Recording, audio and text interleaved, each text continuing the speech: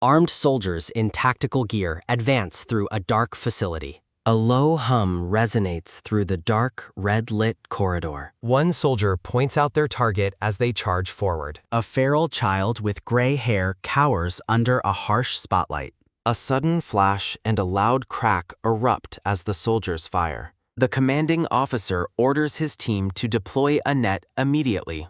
A black-haired boy with scarred arms wakes up, gasping in confusion. Dazzled by the morning light, the child slowly sits up in bed. A quiet sanctuary for children stands amidst rolling green hills. The child's scarred feet twitch as he tentatively touches the wooden floor. He waddles across the room, finding his new surroundings strangely pristine. The lonely child spends his days sitting silently on the grassy hill. A group of children approach, questioning why the boy is by himself. The children pressure the boy to join their game while looming over him. Startled, the boy drops to all fours and hisses like a wild beast. His wild reaction sends the other children running away in fear. A yellow butterfly suddenly lands on his head, catching his wide-eyed attention. He rolls onto his back, captivated by the insects fluttering above him. From her wheelchair,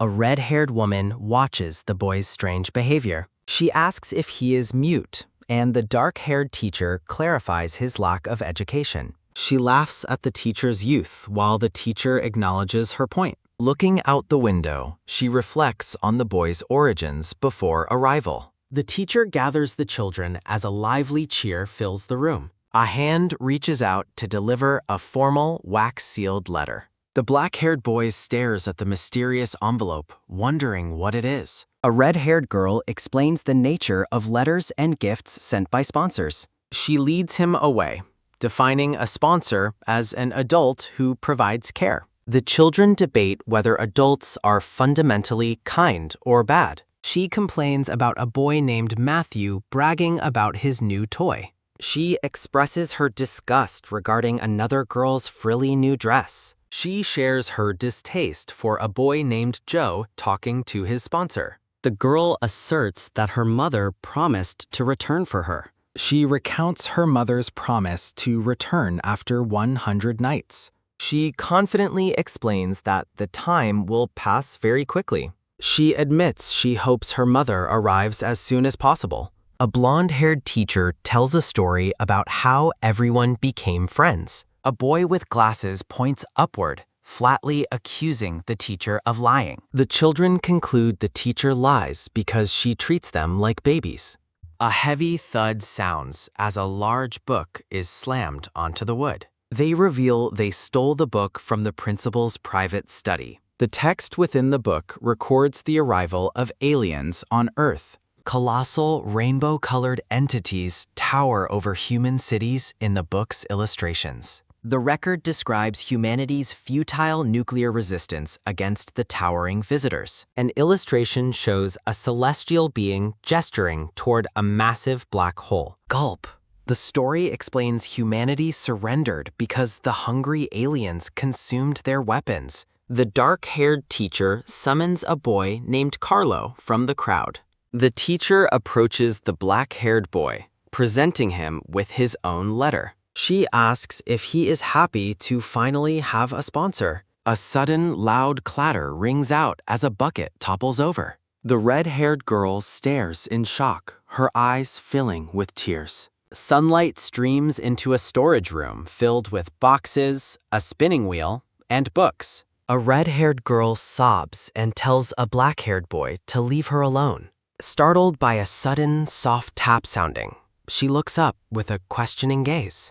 A half-eaten cookie and a handful of forest treasures lie on the wooden floor. Feeling guilty, the boy crawls toward her with his humble peace offering. Sniffling, she observes that he is giving her everything he holds most dear. She weeps quietly, lamenting the fact that she is now completely alone. The two children sit back to back on the floor, sharing a heavy, silent moment. A small, tearful smile touches her face as she acknowledges his silent comfort. She holds out the cookie, and the boy asks if he is allowed to eat it. A playful silhouette of the children appears on the tablecloth under the warm sun. Realizing he cannot read, she asks to see the letter so she can help him. The children exchange confused glances as she reads the simple greeting from the page. Shaking the empty envelope, she wonders if a short greeting is truly all there is. The black-haired boy stares ahead with wide, curious eyes, processing the mysterious message. He imagines himself floating peacefully among a sea of vibrant blue flowers. A teacher calls out for Mori while waving a new, formal letter in the air.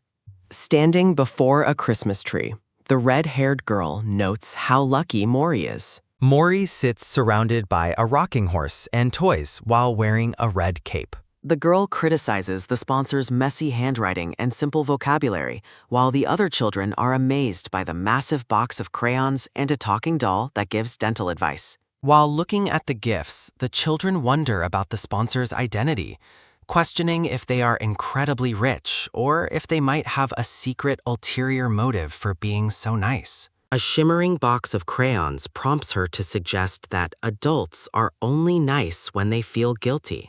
She panics and yells for Mori to stop as he tries to eat a red crayon. Calling him a dummy, she demonstrates how to use the crayons to draw in a notebook. A sudden, shocking realization hits Mori, leaving him breathless and completely surprised. Fresh white laundry sways on a line as the director issues new instructions. Following orders, the children. A quick splash sounds as feet stump rhythmically on the wet sheets in the tub. Laughing, the children point out how wrinkly their toes have become from the water.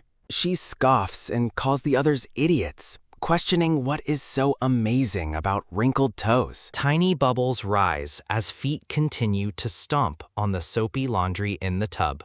As the boy splashes wildly, she admits that his enthusiasm is actually quite amazing. She starts to warn him about splashing too hard, but someone calls her name. A red-haired woman runs across the green field, calling out for Rodina.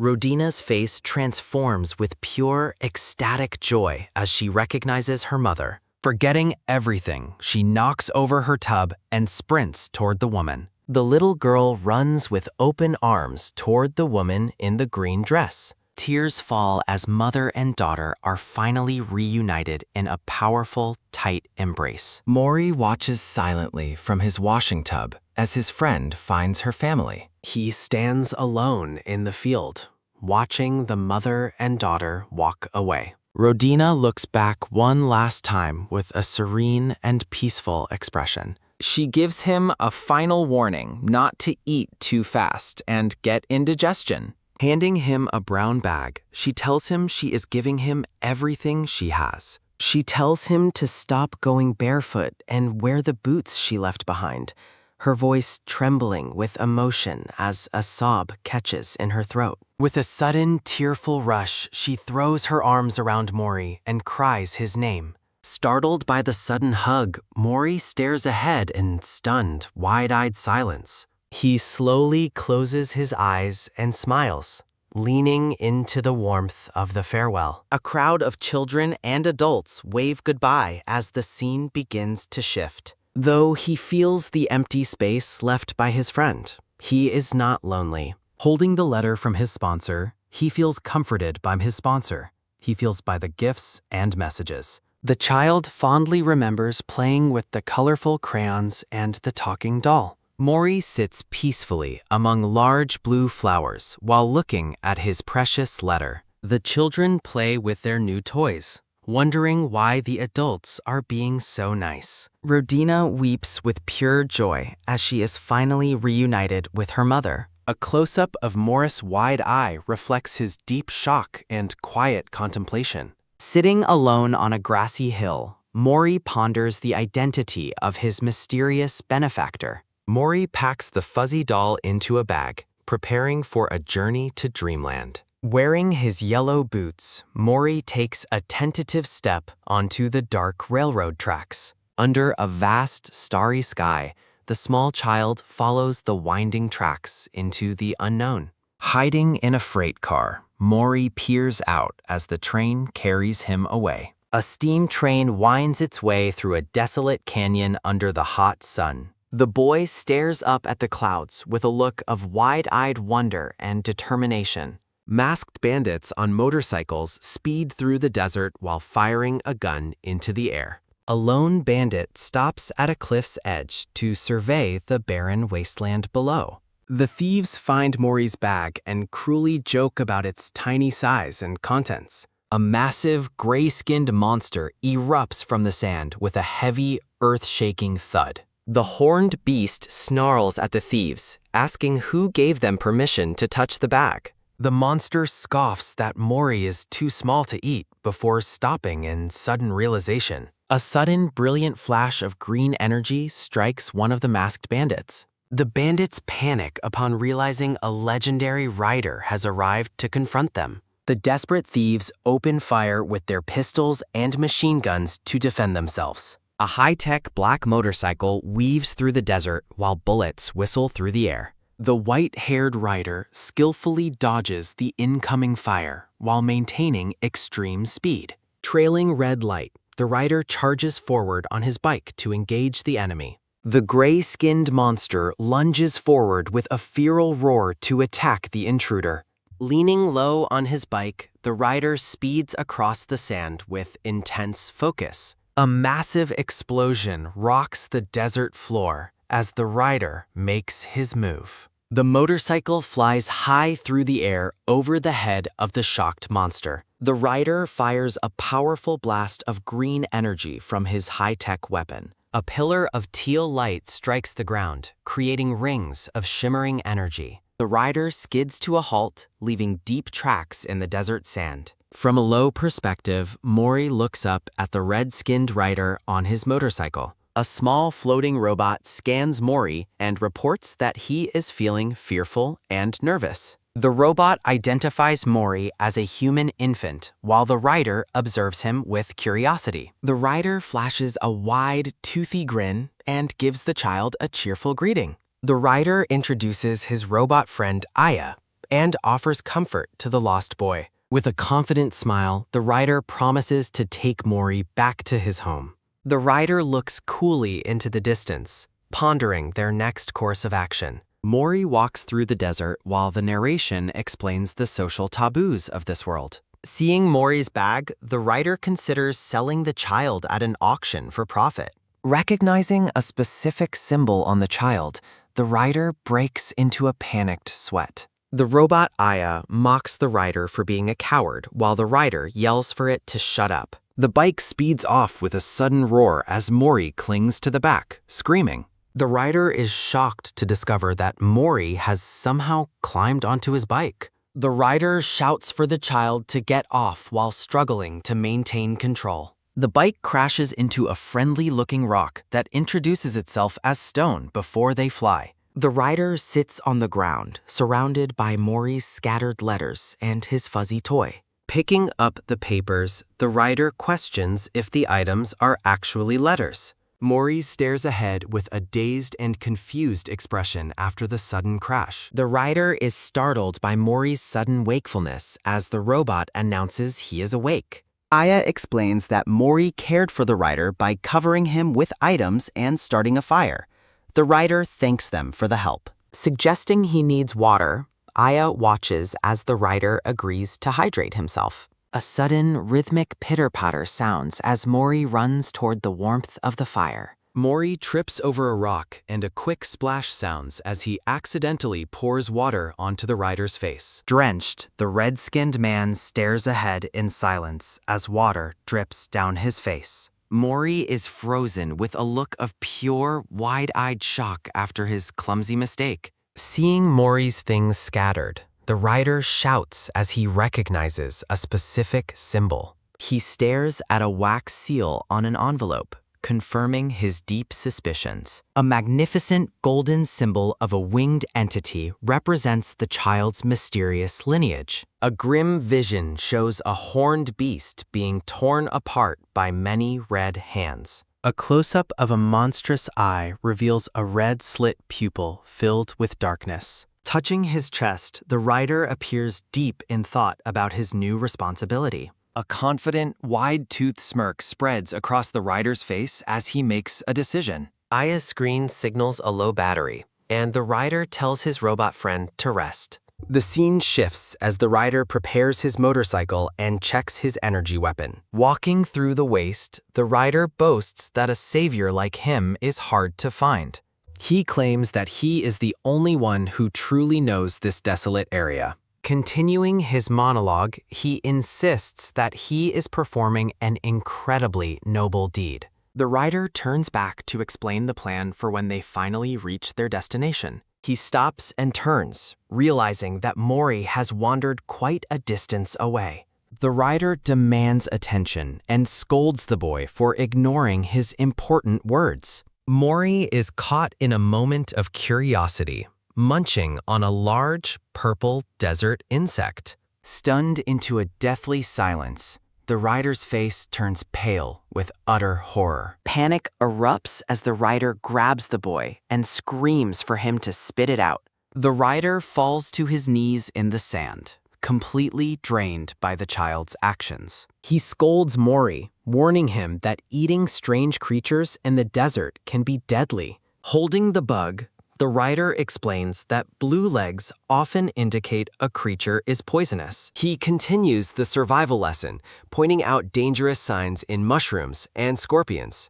The rider hopes that the trouble is over, though his expression remains doubtful. Mori looks at the bike with curiosity as the rider yells for him to stay away. He screams another warning as the toddler reaches toward a dangerous spiked desert plant. A sudden, loud whoosh sounds as Mori is nearly swept away by the shifting desert floor. The rider's frustration reaches its limit as he tells the boy to stop getting upset. Feeling the exhaustion of guardianship, the red-skinned man questions what he has gotten himself into. Mori sits quietly by the campfire, focused on drawing in his small notebook. Lying on the ground, the rider peers over and asks Mori what he is drawing. Mori excitedly explains his sketches, but the rider admits he has no idea what the child is saying. Finding a name carved into wood, the rider wonders if Mori is the boy's actual name.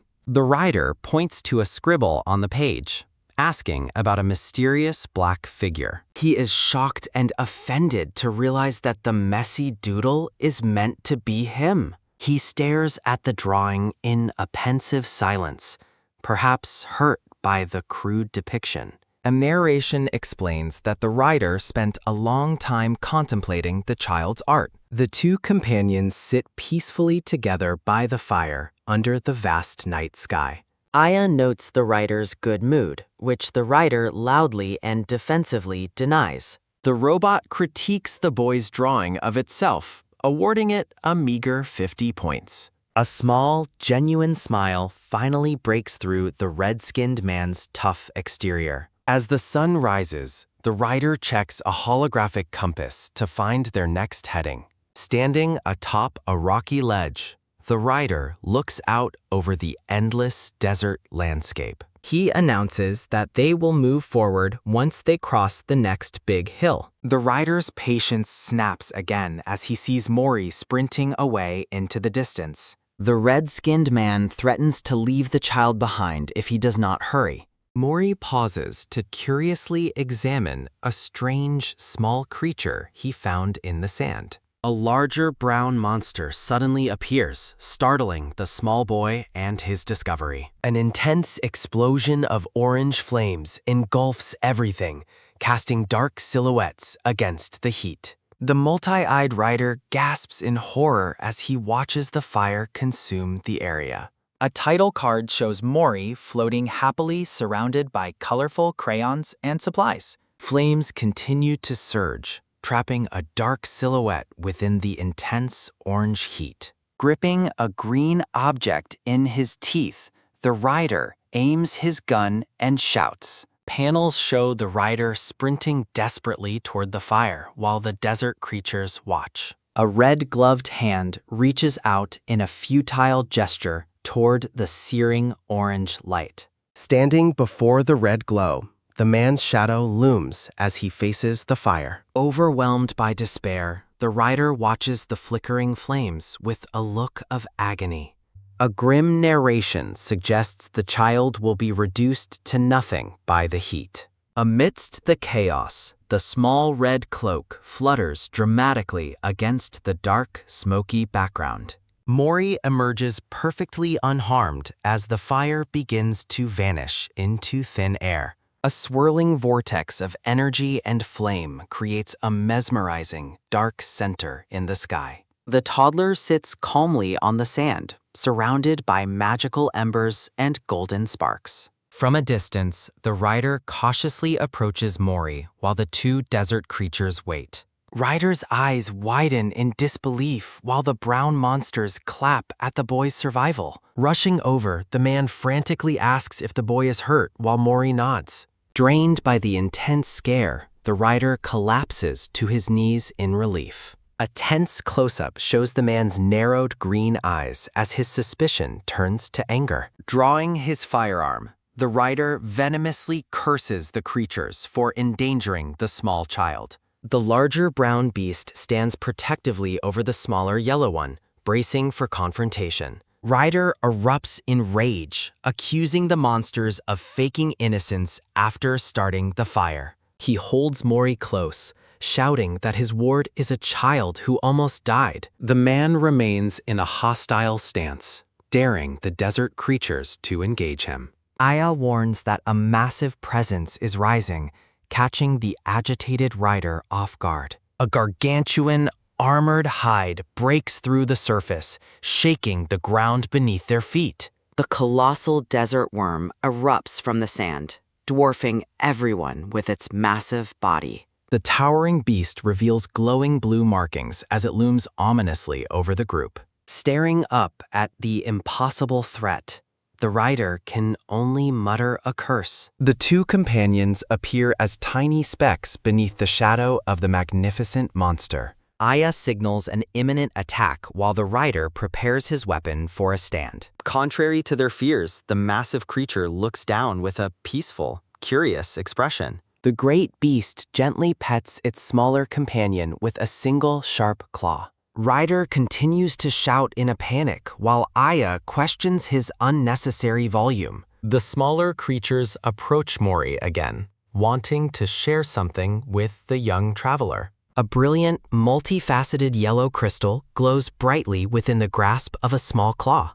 Mori's eyes sparkle with joy as he reaches into his bag while creatures watch. In a sweet gesture of friendship, the boy offers a white feather to the monster. The rider is baffled as the creatures begin to dance in circles around him. As the massive worm retreats into the earth, Mori waves a fond farewell. The small yellow creature watches the travelers go as the departure dust settles. Ryder observes the boy, noticing how tightly Mori is clutching his protective red cloak. The man explains that the enchanted garment is the reason Mori survived the fire. He notes the cloak's advanced protection and temperature regulation, which the boy never noticed. Ryder advises the child to feel deep gratitude toward whoever provided the powerful gift. Overwhelmed by the realization, Mori gazes up with wide, shiny eyes while holding fabric. The child prances happily around the man as a beautiful sunset paints the horizon.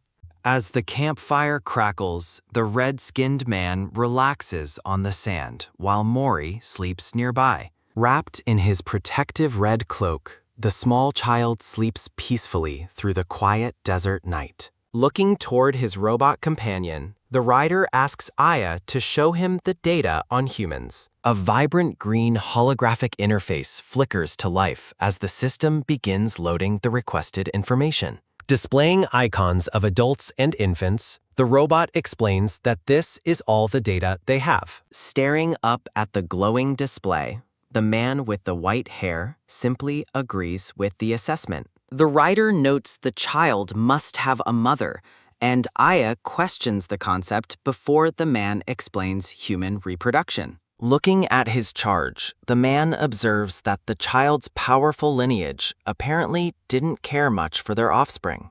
A soft crackle sounds from the fire as Mori remains deep in a restful, undisturbed slumber. A quick poke sounds as the rider playfully reaches out toward the sleeping boy's small form. In a tender, unconscious gesture, the sleeping toddler's tiny hand tightly grasps the man's large red finger. Watching the child with a quiet gaze, the multi-eyed man rests his head on his gloved hand. The warm glow of the dying embers illuminates the boy's face as he smiles slightly in his sleep. A close-up of the man's face reveals his 4 green eyes reflecting the faint light of the desert night. The rider pokes the boy again, but a sudden whip sounds as Mori rolls away in his sleep. A satisfied smirk plays on the man's face as the campfire continues to pop and crackle nearby. Reaching out, the red-skinned guardian carefully adjusts the child's cloak to keep him warm during the night. As dawn approaches, the black-haired boy remains lost in the peaceful dreams of his early childhood. Mori's eyes flutter open, blinking against the bright morning sky as the new day begins. Looking up with wide, shimmering eyes, the toddler fully wakes to the sights of the desert. A dull clunk sounds as the groggy boy leans against his guardian's leg while waking up. Speeding across the wastes on his motorcycle, the rider asks if the boy sitting behind him is finally awake. Slowing his pace, the man tells the young traveler to take a look at what lies ahead. A sudden vroom sounds as they approach a magnificent city built into towering, interconnected rock pillars. Inside a rustic storehouse, various barrels and crates are stacked alongside tables laden with fresh fruit. Stepping into the new environment, Mori gazes around with a look of pure, wide-eyed wonder. Figures move across high stone bridges within the massive, cavernous city carved directly into the desert rock. Entering an establishment, the rider and Mori stop as a look of surprise crosses the boy's face. A woman with red horns laughs joyfully, telling the small child that he is quite cute. Several travelers crowd around the pair, asking the little one how he is doing in their city. Overwhelmed by the sudden attention, Mori looks nervous as the strangers remark on how small and adorable he is. A loud screech sounds as the rider pushes the crowd back, demanding payment if they want to see the boy. Sighing, the man notes the child is more popular than expected, while Aya confirms Mori's high popularity. The companions move through a busy tavern where patrons sit at tables beneath the high stone ceilings. A blonde-haired man named Valentine greets the rider, asking about his relationship to the child. Valentine questions the motives for raising a human, but the rider warns him against seeing the boy as food. A soft rustle sounds as Valentine examines a paper, noting the symbol was used by a black-haired man he previously bargained with. The rider asks if this city is where they live, and the blonde-haired man confirms that it is. Looking closely at the toddler, Valentine points out that Mori has the same black hair as the man he met. Valentine explains there's a reason for their presence before the rider lists his needs, only to be shocked by the high price. An angry screech sounds as the rider argues about the cost, while Valentine insists that life has become expensive lately. Accusing Valentine of another trick, the man remains frustrated while Mori playfully pokes at the floating robot. Valentine offers a slightly lower price of 42, claiming it is his final offer as the rider grinds his teeth. A loud clink sounds as the man drops his coins onto the floor while other patrons laugh at the display. Aya suggests selling its own partially charged battery, but the rider dismisses the idea as a total waste. When the robot asks about the child's things, the rider angrily asks if he is expected to starve to death. Finding a bright yellow crystal among his things, the man asks the shopkeeper how much it will sell for. Valentine identifies the object as a Tamas stone, chuckling as he asks if the rider truly doesn't know its value. A sudden, sharp crack sounds as the precious golden crystal unexpectedly shatters into 3 distinct pieces. Maury screams in absolute terror at the broken stone, while Valentine tries to calm the panicked toddler.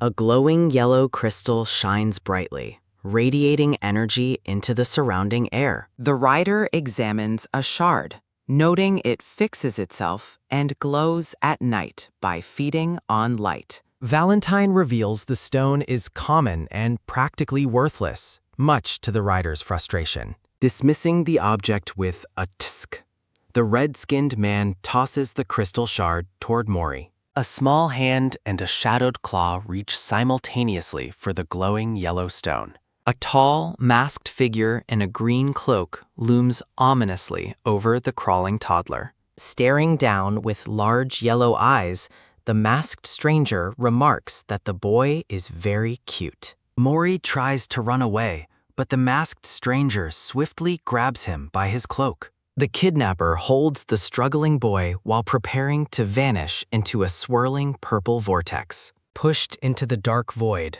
Maury reaches out helplessly while the masked figure watches. The stranger stands motionless among the crowd, glancing back briefly before continuing their mysterious mission. Alone in the dark, the black-haired toddler begins to sob and cry out in fear. A sudden clatter echoes through the tavern as the rider realizes that Maury has vanished. Panic sets in as the rider frantically looks around, shouting Maury's name into the crowd. A hooded bystander comments in confusion as the masked figure slips through a nearby curtain. Turning toward a sudden noise, the white-haired man stands frozen with shock and realization. Aya begins scanning while the rider spots the figure and demands they stop for a moment. With a desperate shout, the red-skinned guardian reaches out toward the fleeing kidnapper. The abductor makes a daring leap across the stone pillars, leaving the rider far behind.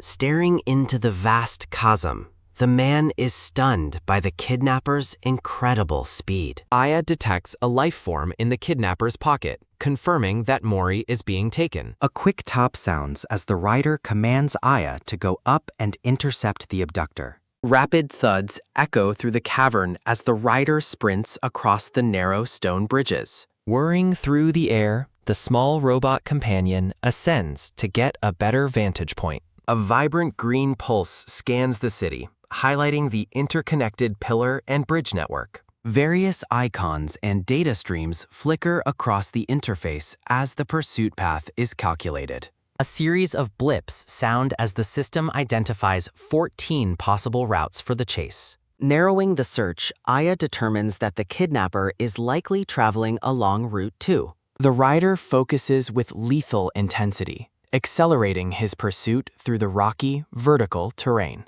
Heavy thuds sound as the man leaps down toward the stairs identified in his path. Navigation markers flash as Aya directs the rider to move toward the bridge on the left. An artist proudly displays a sand sculpture titled Self-Portrait While on a Deadline with EOC. A loud crash sounds as the rider accidentally obliterates the masterpiece while sprinting past. Aya tracks the masked figure's movement as they continue to flee through the lower levels. Angrily gesturing, a hooded traveler watches the rider bound past with reckless, desperate speed. The masked kidnapper pauses for a brief glance, startled by the man's relentless persistence. Hidden in a pocket, Maury wakes up with a start, trembling and sweating with fear. Gritting his teeth, the rider pushes himself to his physical limits to close the gap. Flashing warning triangles appear as the white-haired man enters a narrow and dangerous stone corridor. A gust of wind howls as the man stands on a ledge, surveying the maze. Looking down at the precarious drops, the red-skinned man questions the kidnapper's sanity. Aya's display flashes with a final command for the rider to act immediately. Loud thuds sound as the rider launches himself into the air with incredible, explosive power. Looking up with a jolt of surprise, the masked figure spots the approaching threat.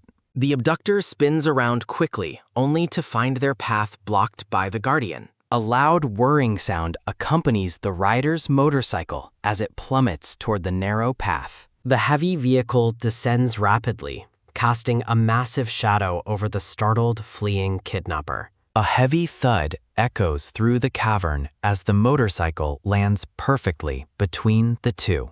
Trembling, the stranger asks who the man is and why they are being chased menacingly. Ignoring the question, the rider shouts for Mori while the boy peeks out from the pocket. The masked stranger nervously clutches their dark cloak while looking down in silence. Ryder aggressively demands the return of his human with absolute certainty. Ryder accuses the stranger of hiding the boy inside their oversized pocket.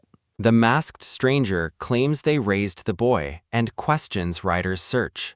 Green eyes glow with fury as Ryder's anger reaches a dangerous breaking point. Aiming his weapon, Ryder orders the stranger to release the boy immediately. The masked stranger stoically declares their firm intention to continue raising the child. The stranger insists they can offer the boy more love than anyone else. A tense close-up focuses on the masked stranger's large, unblinking yellow eyes. Ryder challenges the stranger's confidence by suggesting they let Mori choose for himself. The masked stranger dismisses the idea of asking the boy as entirely unimportant. Ryder stands poised with his weapon, wreathed in a threatening, dark energy. Little Mori cries out in the darkness, sounding increasingly distressed and overwhelmed.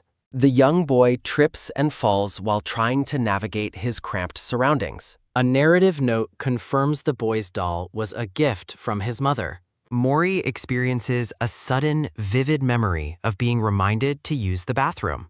The masked stranger attempts to settle the dispute by offering a generous compromise. Ryder reacts with grim intensity as the stranger proposes a horrifyingly violent division. Ryder realizes his weapon could kill the boy if the pocket suddenly contracts. An illustration depicts how the stranger's pocket might harm the boy during an attack. Ryder grits his teeth, frustrated that he cannot safely extract Mori from danger. The masked stranger is suddenly interrupted by an unexpected and wet sensation. A frantic scream echoes as Mori accidentally relieves himself inside the stranger's pocket. Ryder celebrates Mori's timely accident while the boy is quickly removed from hiding. Trembling with intense disgust, the masked stranger screams about the mess on them. Outraged by the filth, the stranger yells at the child in pure shock. The stranger's dark hand reaches out toward the boy as he tries to flee. A bright energy effect surrounds the masked stranger as the scene shifts abruptly. The stranger laments their lost jewel while Ryder remains focused on his target. Ryder holds his weapon to the stranger's head, ready to end the confrontation. Ryder promises a humiliating fate for the stranger while keeping the boy safe. Ryder commands the group to depart on their mechanical vehicle, calling for Aya. Gloved hands gently lift the small boy as they prepare for their journey. Ryder laughs joyfully while holding the child close during their high-speed escape.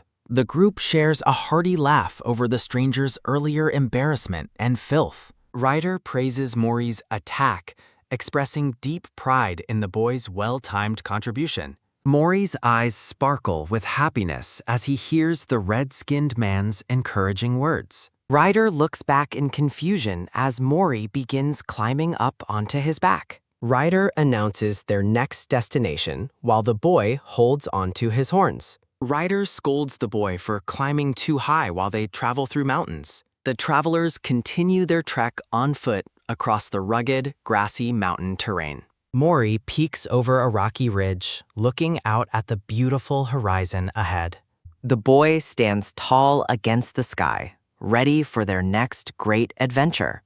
A sprawling landscape of majestic mountains is shown behind various credits and banners. Mori stands triumphantly on a rock overlooking a massive, sunlit mountain range. The travelers find shelter under a large rock to cook a warm meal. They discover an ancient stone wall covered in historical graffiti and anti-war messages. Ryder swims through clear blue water while Mori floats safely on a raft. The group flees through a cave as purple-winged monsters pursue them. Ryder rests against a rock with his face humorously covered in green drawings. Giant sky whales swim through the aurora as the motorcycle speeds across the snowy plains. A low woo sounds as the massive creatures glide effortlessly through the starry sky. Reaching toward the glowing lights, Mori gazes at the celestial display with wide-eyed wonder.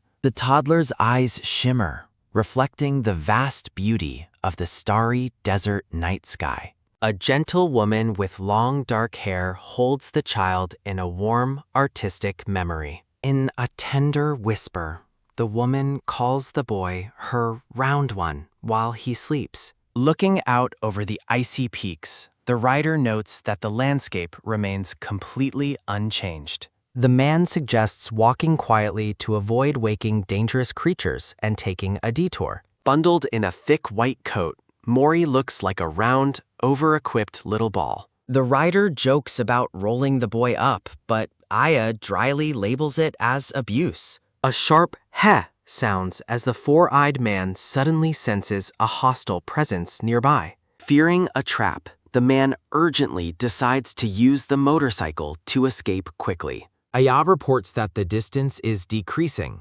estimating arrival in 2 minutes and 45 seconds. A sudden shoom sounds as the rider spots a target and prepares to engage. A loud chok sounds as the red-skinned guardian aims his large weapon with focus. Firing a powerful green beam, the man clears the path with a booming bam sound.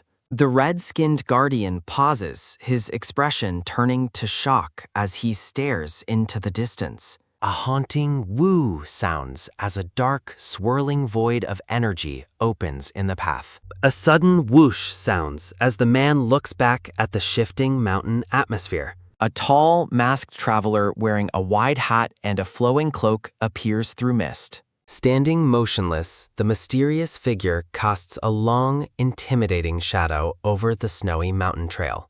Gritting his teeth, the rider realizes a formidable professional was hired to track them down. The man questions why someone so powerful was hired just for some shots fired downtown. The masked figure remains silent, a soft shh sounding as they watch their target intently. The red-skinned man asks Aya about his chances of winning if he uses full power. The rider reacts with shock to the slim odds, while Aya notes natural disaster risks. A deep ooh sounds as the dark silhouette of the pursuer looms menacingly behind them. The figure's cloak unfurls like many dark tails, glowing with an ominous and cold energy.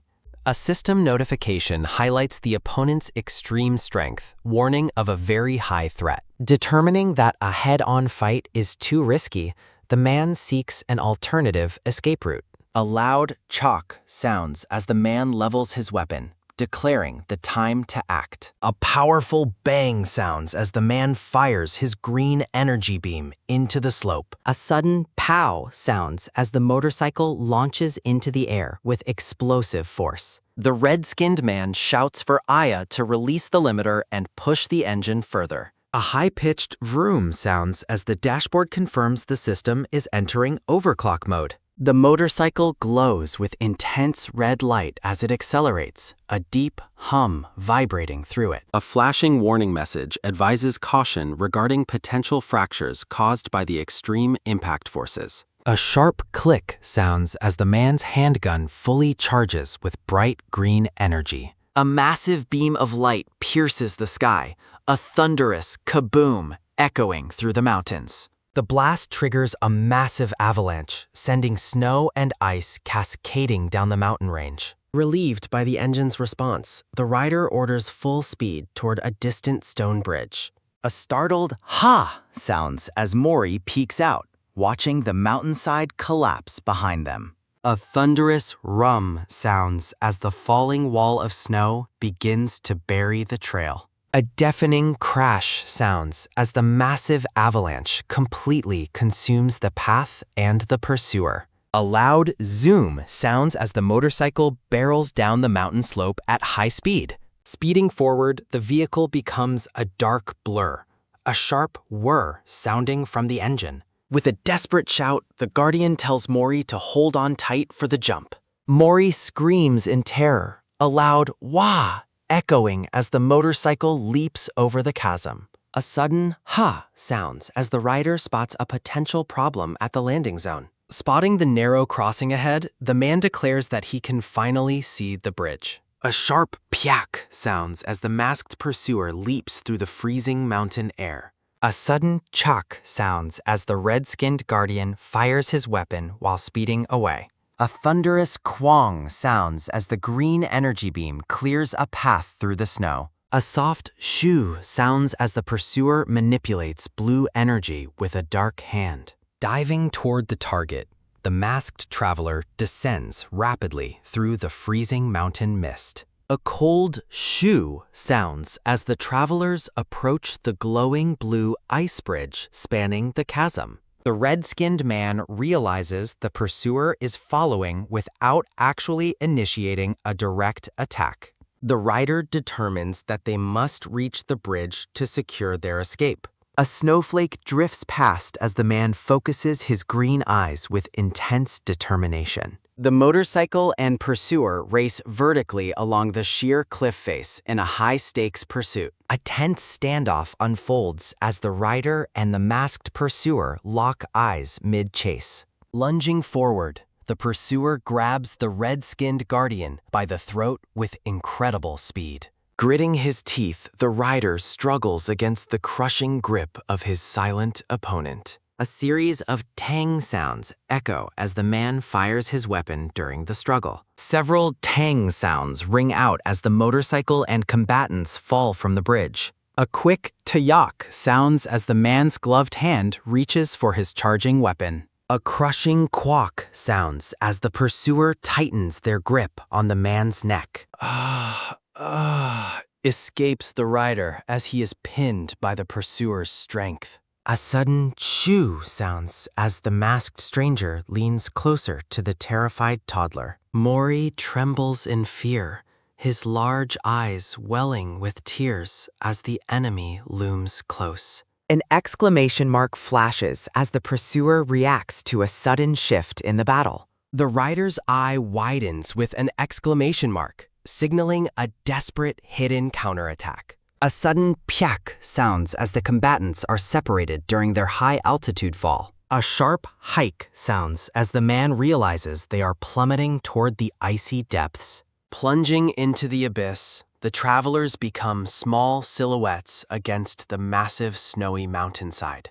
A quick pyak sounds as the masked pursuer lands gracefully amidst the swirling snow. Warning symbols flash as the pursuer watches the target descend into the deep chasm. A thunderous quang sounds as the impact of the fall shakes the mountain pass. A massive quang sounds as the motorcycle crashes into the snowy valley far below. A final quang sounds as the red-skinned man hits the ground with Mori. A system notification appears as Aya announces that she is currently retrieving the motorcycle. A rhythmic pull-lock sounds as the pursuer's cloak flutters in the freezing mountain wind. Looking up with a dazed expression, Mori begins to process the terrifying fall they survived. Giant sky whales swim through the clouds, their massive bodies dwarfing the snowy peaks below. Aya's voice calls out to the rider, urging him to wake up after the crash. Groggily opening his eyes, the red-skinned man questions if he had passed out. Aya explains that his shortness of breath is likely due to the sudden increase in altitude.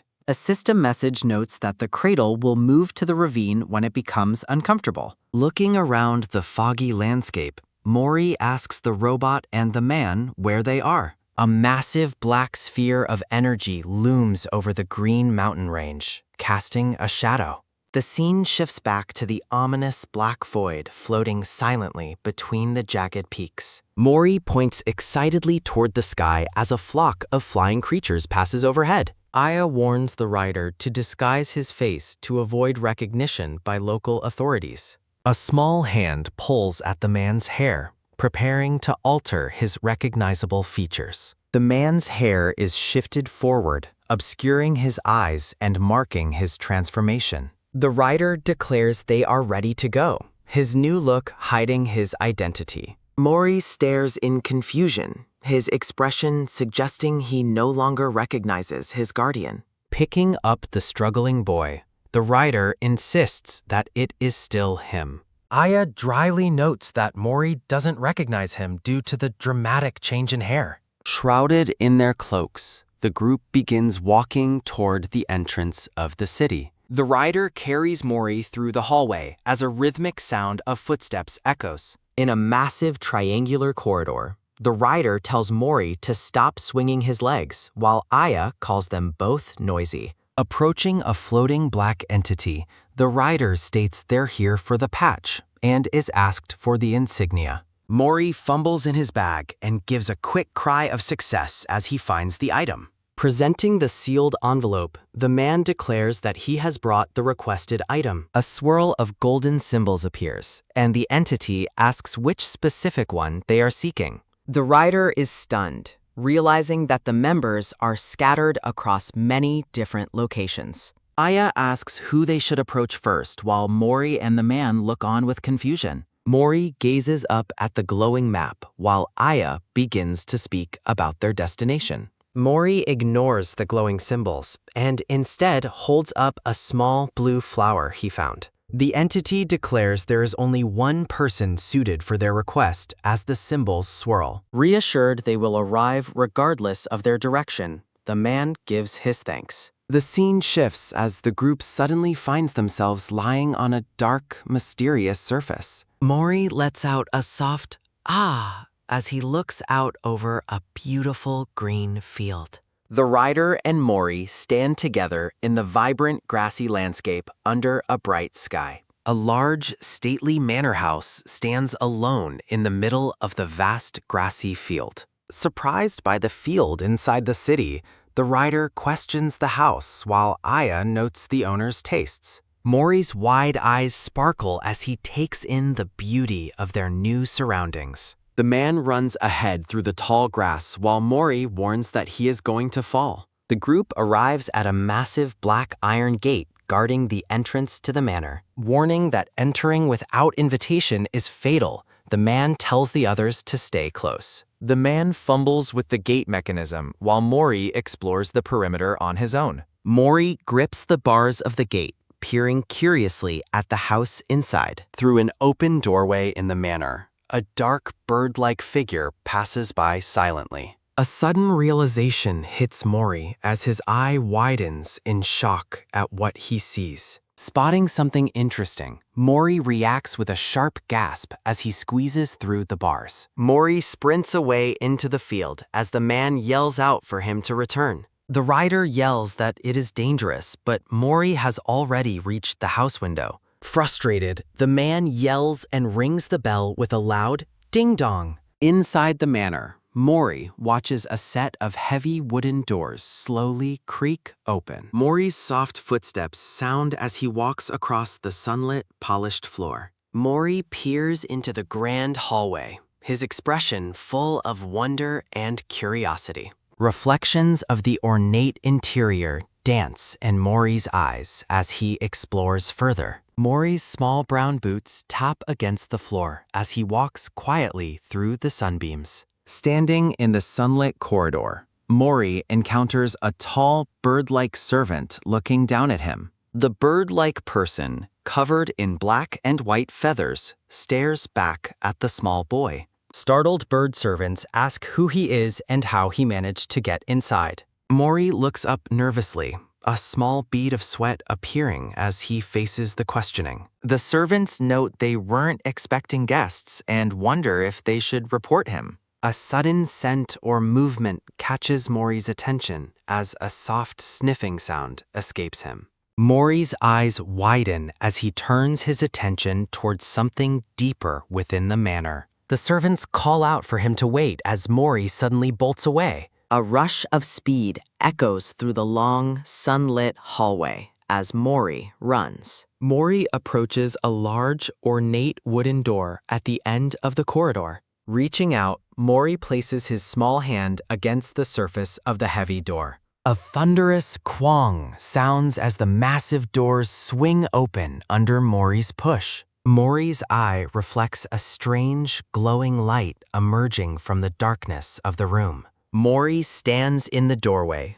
staring in awe at the mysterious presence inside. From the deep shadows, several glowing slit-like eyes stare back at the intruder. The scene fades as the intensity of the gaze from the darkness increases. Mori stands frozen before the tall, multi-eyed entity draped in dark feathered wings. A warm memory flickers of a happy child being embraced by a loving guardian. Mori gazes upward, his large eyes shimmering with a deep, silent sense of longing. The dark figure reaches out a black-gloved hand toward the small, vulnerable boy. Mori recalls the comfort of being held close by a kind, long-haired person.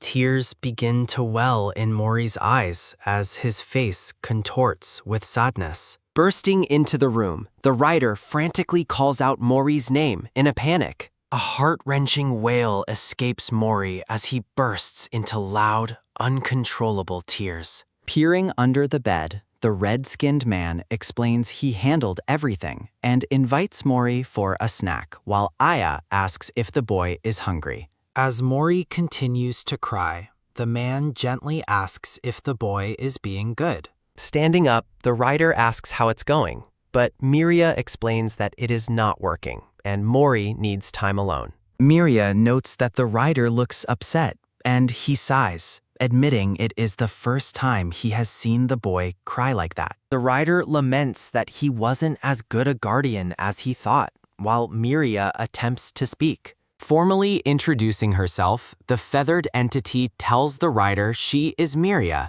Mori's sponsor. Standing with a regal presence, Miria declares that she is the owner of Pei. Mori sits alone in the darkness, sniffling softly with his eyes shut tight. While the group rests, a nearby charging station indicates a full battery level. A sudden, sharp impact sounds as the red-skinned man is struck during his sleep. Letting out a tired sigh, the writer tells Mori not to do that while the boy looks on with an annoyed expression. A soft rushing sound echoes through the long, sunlit hallway of the manor. Mori wanders through the corridor, his eyes wide as he takes in the ornate surroundings. Noticing a basket of fruit, Mori jumps up with wide-eyed excitement and hunger. The writer encourages Mori to try the fruit, describing it as rare and delicious, prompting a shocked reaction from the boy. A small, curious hand reaches tentatively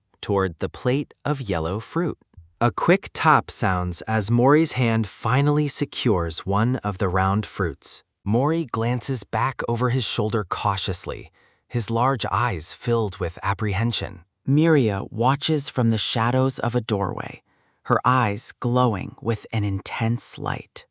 A sudden blur of motion captures Mori's panicked reaction to being spotted. Falling through the air, the boy becomes a small silhouette against the grand room. Mori continues his frantic, high-speed tumble through the sun-drenched kitchen area. Miria reacts with pure shock, her mouth wide and eyes glowing brightly at the chaos. Soft chirping sounds echo near a half-eaten piece of fruit left on the counter. Lying on the floor, Mori hears a voice tell him to be quiet so he does not wake the other. Mori sprints away into the hallway while the voice questions why the kitchen is in such a mess. The writer asks Mori if he slept well, while Aya notes he has a foreign substance on his face and needs to wash. A sudden rustle sounds as Mori tightly embraces the red-skinned man's leg in a silent apology. Confused by this sudden affection, the man asks what is wrong, while Aya notes that Mori's body is more honest than his words. Sitting in the parlor, Miria expresses her gratitude to the red-skinned man for choosing this path. An exclamation mark flashes as the writer spots a mysterious, glowing object on the table. The man stares in awe at the brilliant, multifaceted crystal sitting before him. A shimmering sound echoes as the star-shaped object glows with an intense, radiant light. Stunned, the writer asks what the object is and realizes it is a legendary star fragment. Trembling with greed, the man wonders if it is worth 40,000 before deciding it must be worth at least 60,000. The writer laughs hysterically as he imagines himself covered in gold, declaring that he is finally rich. A soft ha-ha sounds as the man smiles to himself, lost in his golden daydreams. Memories flash of the writer protecting Mori while wading through a dark, flooded cave. A quiet moment passes as the group shares a warm meal together by a flickering campfire. Mori watches over the red-skinned man with a focused expression while he sleeps. The man lets out a soft ah as he looks fondly at the small boy. Mori sleeps peacefully in the warm light, a gentle, content smile on his face. Miria looks bewildered after hearing a mumble about someone not wanting to leave. The writer insists that Mori is too fond of him to ever let him go. The writer's sweat drops while admitting his own busy schedule as Aya floats past. The red-skinned man suggests staying until the boy becomes more accustomed to his new surroundings. Miria asks if he would truly offer such a kind gesture to her family. Sitting in the parlor, the writer emphasizes their deep bond forged through shared dangers. A sudden, terrified scream rings out as a dark, blue-eyed entity looms behind him. Miria calmly introduces her aide, Jile, a tall and imposing figure in a wide hat. Recovering quickly, the writer laughs and claims he is perfectly fine despite the earlier shock. The writer covers Mori's ears while Aya questions why he is shielding the boy. The red-skinned man encourages Mori to go explore the Grand Manor with Aya. Mori agrees to the plan and prepares to follow the floating robot out. Mori lets out a startled squeak as he runs off to begin his exploration. Miria gathers her bird-like servants in a sunlit hall and welcomes them all warmly.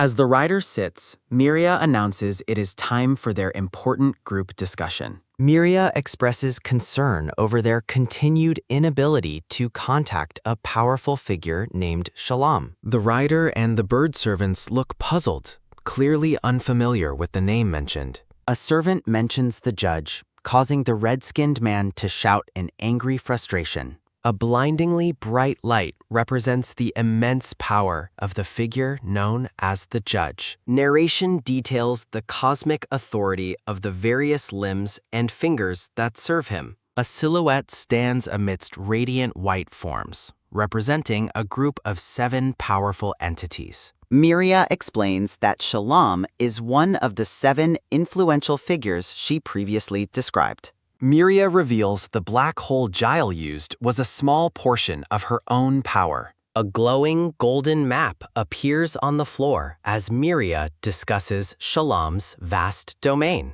A dark hand points to the forest where Mori's previous shelter was once hidden. Miria notes the difficulty of contacting Shalom, even during the boy's sudden disappearance. Looking at the shimmering map, Miria explains why their search for Mori was delayed. A bird servant suggests that Shalom is likely just busy or currently deep in sleep.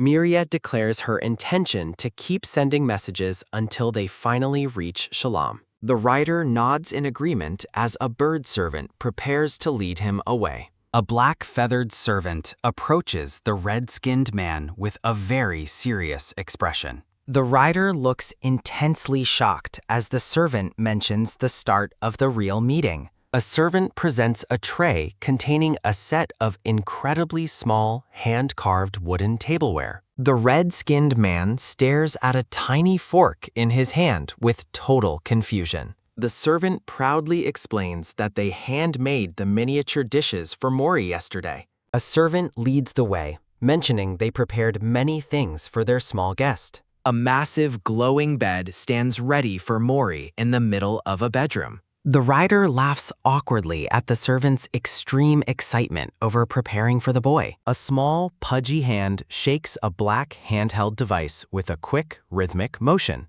Mori wanders through a quiet, sunlit hallway as Aya follows close behind him. Mori discovers a series of colorful crayon drawings scrawled across the floor and walls. Mori continues his quiet exploration, peering through an open doorway into another room. Inside the kitchen, Mori runs around playfully with a golden pot covering his head. Mori points at a lamp and a plant, while Aya identifies them for him. Mori lets out a sound of excitement as he discovers something on a large table. Aya's attention shifts toward a pile of materials left out in the middle of the room. Looking over a messy desk, Aya suggests the items are leftovers from a craft. Mori climbs onto a chair to get a closer look at some architectural blueprints. Aya concludes that the items were handmade as Mori gazes at them with wonder. Floating in the air, Aya mentions Mori's cloak, causing the boy to react with sudden surprise. Mori looks down at his clothing, his expression shifting into one of quiet contemplation.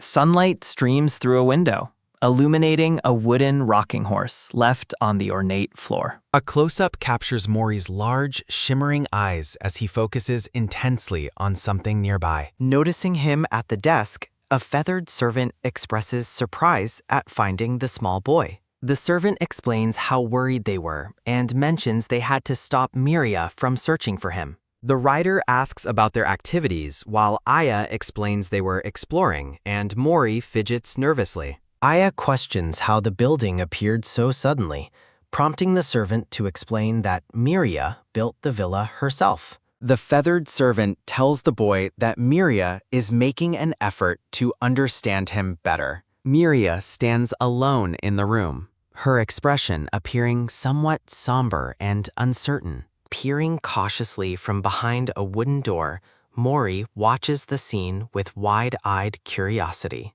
Miria reacts with a start, her white eyes wide as she notices the boy watching her. Looking stunned, the feathered entity remains frozen in place as she realizes Mori is present. A single tear rolls down Miria's dark face as she gazes toward the boy with deep emotion. The red-skinned rider looks on with a serious expression, carefully observing the interaction between them. Standing with his arms crossed, the writer suggests that it would be best for the two of them to become friends. Miria hesitates while Aya asks for any good ideas, prompting the red-skinned man to ponder the situation. A bright light bulb appears as the rider has an epiphany, while a servant helpfully turns on the lights. An instructional banner details the first step of the plan, which is to tempt the boy with snacks. Blushing slightly, Miria tentatively offers Mori a tray of cookies in hopes of winning his favor. Bird servants swarm Mori with cookies, while a devastated Miria drops her own tray after being outdone. Munching on a cookie, the writer notes that anyone can give snacks and calls for the next plan. A new banner presents the second step of the strategy, which involves showing interest in Mori's favorite items. Miria stands proudly covered in crayons, fruit, and cookies, declaring the bizarre look to be perfect. Aya provides direction as the writer walks casually past the item-covered Miria to test the plan. A simple crayon drawing shows a happy figure standing next to a decorated tree with a gift. Mori sits on the floor eating a cookie and looks up in confusion at the strange sight of Miria. Terrified, Mori offers to return the cookie while the writer realizes the plan failed and calls for the next one.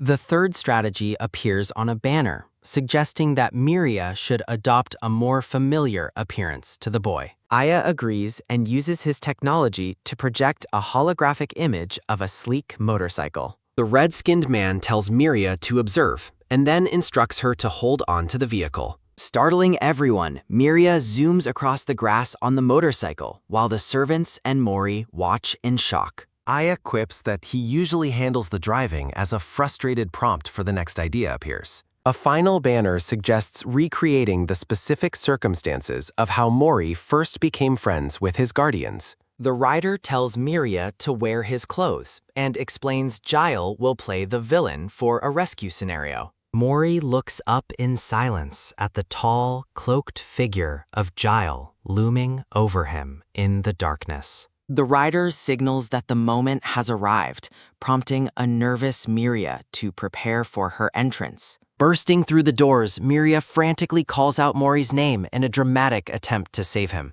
The plan ends in total failure as Miria finds Mori calmly sharing a piece of fruit with Jile. The rider angrily yells at Gile for not following the script, while Mori continues eating his fruit in peace. The scene shifts abruptly to a dark window as rain begins to lash against the glass at night. Water droplets slide down the panes of a window as a heavy storm settles over the manor. Mori sleeps soundly beneath a blue blanket, his breathing soft as he rests in the quiet room. A close-up shows the boy's peaceful face as he remains lost in a deep, dreamless sleep. A distorted, multicolored vision of a terrifying, wide-eyed gaze pierces through the dark shadows of a dream. Mori's eye snaps open in a sudden panic, his face covered in cold sweat from a nightmare. Gasping for air, the terrified boy sits up in bed with his eyes wide and full of tears. A sudden, blinding flash of lightning illuminates the room as Mori stares out at the violent storm. Overwhelmed by fear, the boy's pupils dilate as he begins to scramble out of his bed. Letting out a series of frightened gasps, Mori sprints through the dark hallway in a desperate panic. Peering cautiously from the shadows, Mori watches the scene with wide-eyed curiosity. Ryder works intently on a complex mechanical device surrounded by glowing green holographic displays. Rain lashes against the window while a grandfather clock marks the slow passage of time. Trembling in the dark hallway, a terrified Mori looks around in search of comfort. Miria sits alone in a rocking chair by a warm fire in the grand library. Softly illuminated by the fire, Miria remains peacefully asleep with her eyes closed. Stealing toward the sleeping Miria, Mori crawls across the ornate rug in the quiet room. Piles of books and papers rest near the warm glow of the crackling fireplace. Mori discovers an open book on the floor and crawls closer to investigate it. Seeing the notes on child observation, Mori tilts his head in total confusion. Shifting his focus, the small boy continues his slow crawl toward the seated figure. Startled by a sudden, loud boom of thunder, the boy freezes in absolute terror. Driven by fear, Mori leaps into Miria's lap for safety and hides his face. Sobbing quietly, the terrified boy clings to Miria as he seeks protection from the storm. Looking down at the boy, Miria remains silent as she observes his sudden distress. Mori's large, shimmering eyes look up at her, still full of fear and tears. Seeking warmth, the small boy nuzzles closer against the woman's robes for comfort. Looking stunned, the white-haired entity remains frozen in place as she processes the boy's presence. Mori gazes up at Miria with wide, curious eyes, his breathing starting to slow. A close-up captures Mori's innocent and expectant expression as he waits for a response. Scattered notes nearby reveal Miria's attempts to learn how to speak with children. The fire continues to crackle rhythmically as a sudden, sharp pop sounds from the logs. Stirring awake, Miria wonders how long she slept and decides to return to her room. Miria panics as she suddenly realizes that Mori is sleeping soundly in her lap. Sweating and looking horrified, Miria wonders when the boy could have possibly arrived there. Frantic, Miria flails her multiple arms and debates calling for the rider and Aya. Mori stirs slightly in his sleep, causing a terrified Miria to freeze up instantly. The room falls silent as Miria remains perfectly still to avoid waking the sleeping boy. Mori rests his head against her, breathing softly in a deep and peaceful sleep. Gaze softening, Miria looks down at the boy with eyes that begin to shimmer. Miria gently embraces the sleeping boy, her face flushed as she cries silent tears. Shadows dance on the walls as Miria holds the boy close by the dying fire. Letting out a long, loud yawn, the red-skinned rider stretches in the morning light. Floating nearby, Aya praises the man's hard work and notes the process was lengthy. Aya remarks on the overclocked system, while the red-skinned man recalls running it extensively. A massive, armored entity looms in the shadows with its central red eye glowing. Aya suggests resting the equipment, and the red-skinned man agrees before noticing something else. Bird servants rush to greet the red-skinned man with cheerful chirps in the sunlit hallway. The feathered servants ask how he slept and note his unusually early start. A notification screen appears to inform the red-skinned man that new mail has arrived. Carrying a large wooden barrel, a bird servant is startled by the rider's sudden appearance. The red-skinned man offers to retrieve the mail, while the servant expresses their gratitude. Sprinting down the stairs, the red-skinned man tells the servant to deliver the barrel. Looking over a yellow document, the red-skinned man prepares to check its contents. The yellow screen displays danger alongside images of the rider, Miria, and mysterious figures. Monitoring the data, Aya comments that the result of their efforts turned out well. Miria greets the rider with a bright smile as he enters the sunlit room. The red-skinned man returns the greeting and remarks on her unusually good mood. Miria claims she has plenty of free time when the rider asks about her schedule. Smiling, the red-skinned man begins to discuss new clothes for the small boy. The red-skinned man suddenly remembers that he is currently a wanted individual. Sweating nervously, Ryder explains that he completely forgot he was wanted because seeing Mori cry surprised him so much. Wearing a dark mask, Ryder follows Miria as they walk through a grand, sun-drenched hallway. Looking worried, Ryder asks Miria to wait and questions where they are heading. Miria turns back to look at him and states that they are going to the center. Ryder reacts with shock, asking if she means they are going to the city center. Miria happily confirms his suspicion with a bright, cheerful shout of agreement. Sweating profusely, Ryder realizes he is in trouble while tiny chibi images of Mori dance around him. Strange, white-skinned servants with triangular heads greet the group with a synchronized, enthusiastic welcome. The group enters a massive, white-walled hall where several strange servants await them. Ryder asks about their location, and Miria explains she often comes here to have her clothes tailored. The tailor explains that clients can view designs virtually and make modifications on the spot. Gesturing with one finger, the tailor notes that their custom-made philosophy requires clients to visit in person. Miria explains that human clothes are scarce and she prefers hiring professionals rather than making them herself. The tailor greets Mori, noting they expected him to be intimidated and are prepared for it.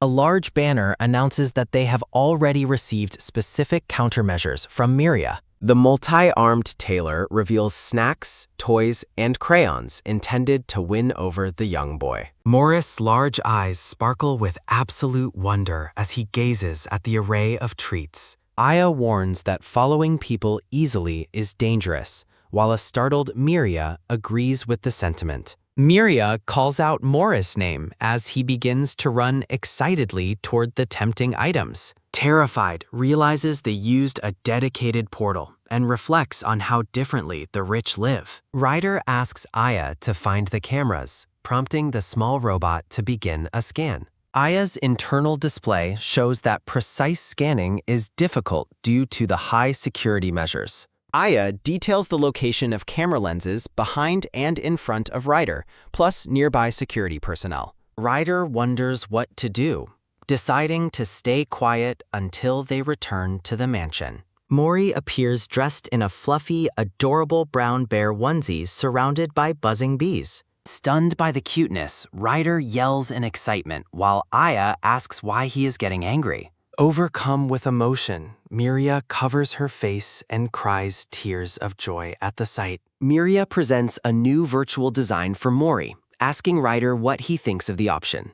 Mori is shown dressed in a lavish, feathered black and white aristocratic outfit as a cheer sounds out. Miria pants heavily and covers her mouth, declaring the new look to be too good. Ryder asks to try a design too, as a soft chime rings out from the screen. Mori appears as a biker on a skull-adorned motorcycle amidst a background of raging flames. Ryder triumphantly declares that he found the perfect look, while Aya criticizes their lack of sense. Mori is projected into a futuristic, glowing gray and green robotic tech suit. Aya declares the look perfect while the servants and Miria prepare to move to the next step. Miria holds a sparkling Mori, who wears a magnificent white and gold patterned outfit. Holding the boy, Ryder watches as Mori happily eats a cookie in a simple shirt and bow tie. Ryder insists that the wanted poster is the fault of a certain individual and not his own. Ryder defends his actions, noting Mori was kidnapped and criticizing his multi-handed opponent's fighting style. Approaching Miria, the red-skinned man tells her that he has something important to say. A dark vision of a terrifying figure asks how someone as dangerous as Miria can raise a human. Ryder looks forward with a grim and serious expression on his red face. Miria informs him that their guides will assist him on his way out of the area. Looking downcast, the red-skinned man sweats as a strange sound echoes nearby. Miria tilts her head curiously while the rider stares down at something on the ground. Ryder asks about a letter Miria wrote for Mori that supposedly meant lovely circle. A dark-skinned hand places a photograph of a green field under a blue sky on the table. Miria identifies the photo as being Mori, leaving the red-skinned man completely confused. Miria explains she was processing documents as usual when she found a letter from Shalom. Miria examines a flyer and notes that she nearly ignored it as city trash. The red-skinned man decides to activate the message contained within the glowing document. A video begins to play, showing a peaceful house nestled in a green field. Looking intrigued, the white-haired entity asks what they are currently viewing on the screen. The footage reveals a quiet moment of the small boy sitting alone on the grass. Miria watches the recording with a look of genuine surprise and fascination. A close-up captures the woman's glowing white eyes as she focuses on the boy. Miria expresses her sheer disbelief at how perfectly round the small boy's head appears. Silhouetted against the bright display, the woman continues to observe the peaceful scene. Miria holds the glowing square of light, mesmerized by the candid footage of the child. A gentle smile touches the woman's face as she enjoys the innocent recording. Later, Miria explains that the photographers stayed back because Mori was distracted by an ant. Miria admits she impulsively sponsored the boy and worries if her story is getting boring. From behind, the red-skinned man observes that this represents a very promising start. The red-skinned man grumbles to himself, making a disparaging comparison to another individual. At the tailor's, Aya observes Morris hobbits while the servant suggests durable clothing materials. A sudden, sharp pop sounds as a bright flash of light startles the young boy. Sweating and wide-eyed, Mori looks completely overwhelmed by the sudden and intense brightness. From the boy's perspective, the ceiling lights flare into a blinding and terrifying glow. A digital chime rings out as the boy's dilated pupil reflects the circular light beam.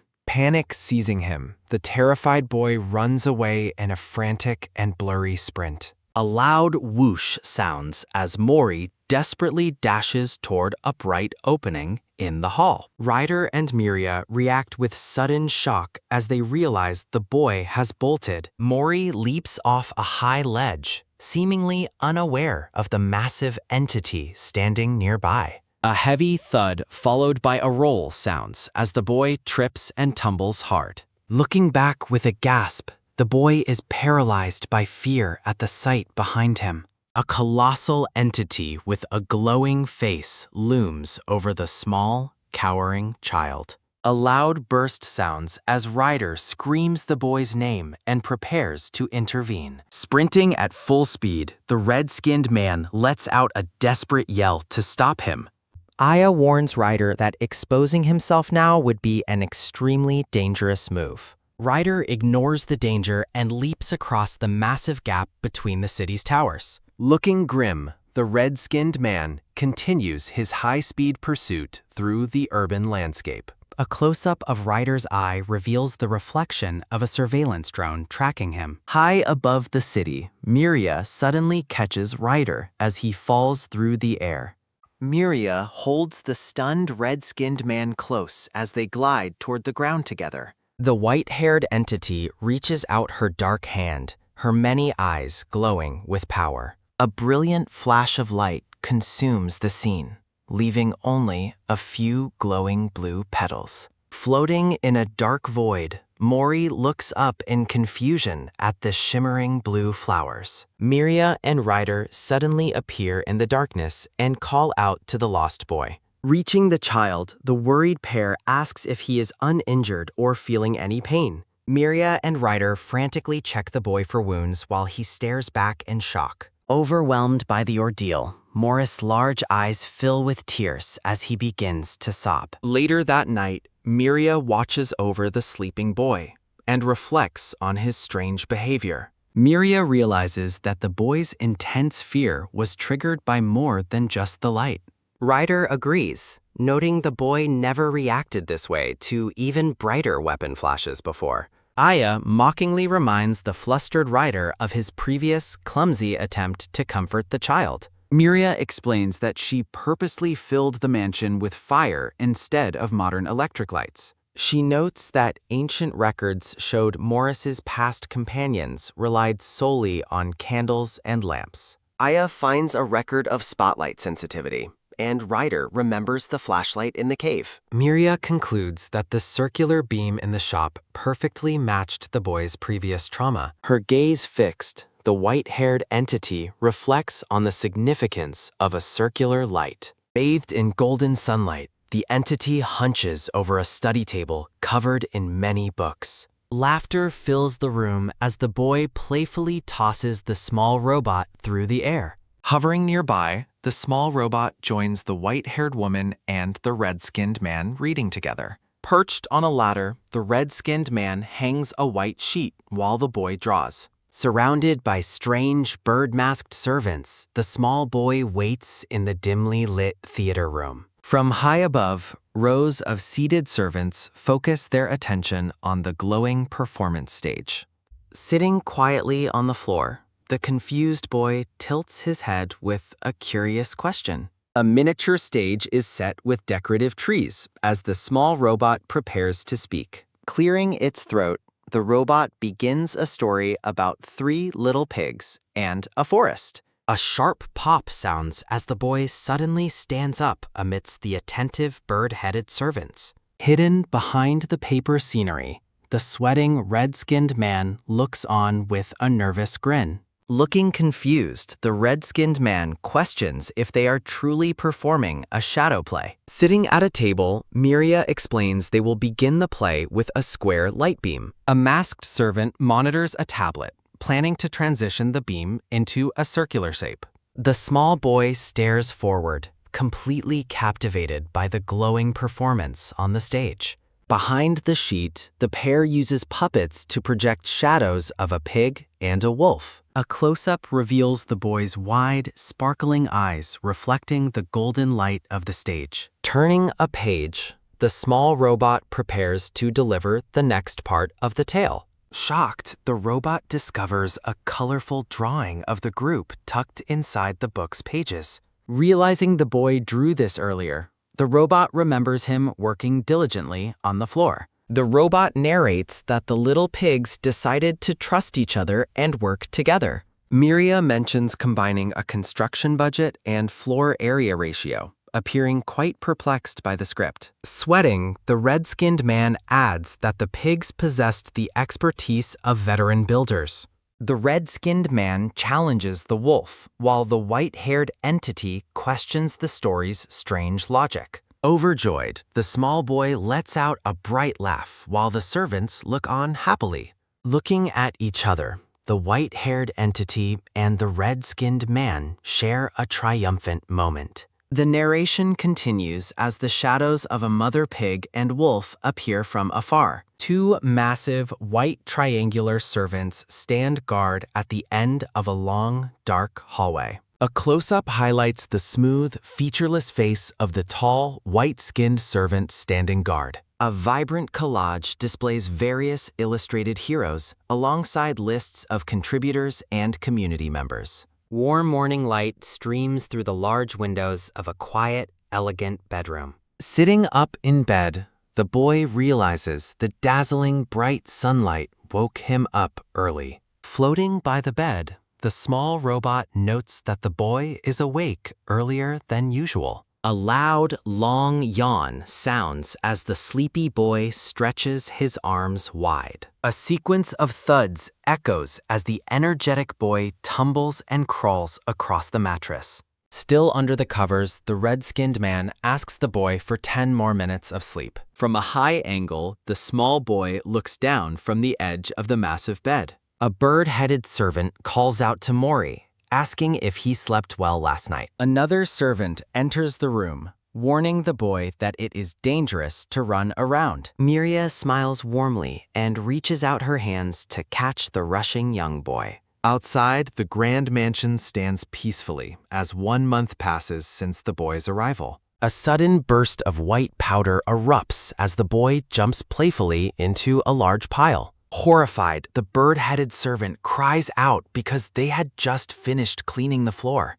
A loud growl sounds from the boy's stomach, prompting the robot to ask if he's hungry. Startled, a group of servants rushes into the room, eager to provide the boy with food. Looking dizzy, the boy stands still as the robot applies a digital filter to him. One of the servants clutches their head and screams in a moment of sudden shock. Knives blur through the air as vegetables are chopped with incredible speed and precision. Flames roar as a chef's servant tosses a wok, expertly preparing a meal for the group. A loud rush sounds as Mori watches a variety of breakfast foods fly through the air. Miria vigorously scrubs the boy's face while he gasps and gulps under the heavy cleaning. Looking serene, the white-haired entity holds a glowing document while bathed in a shimmering golden light.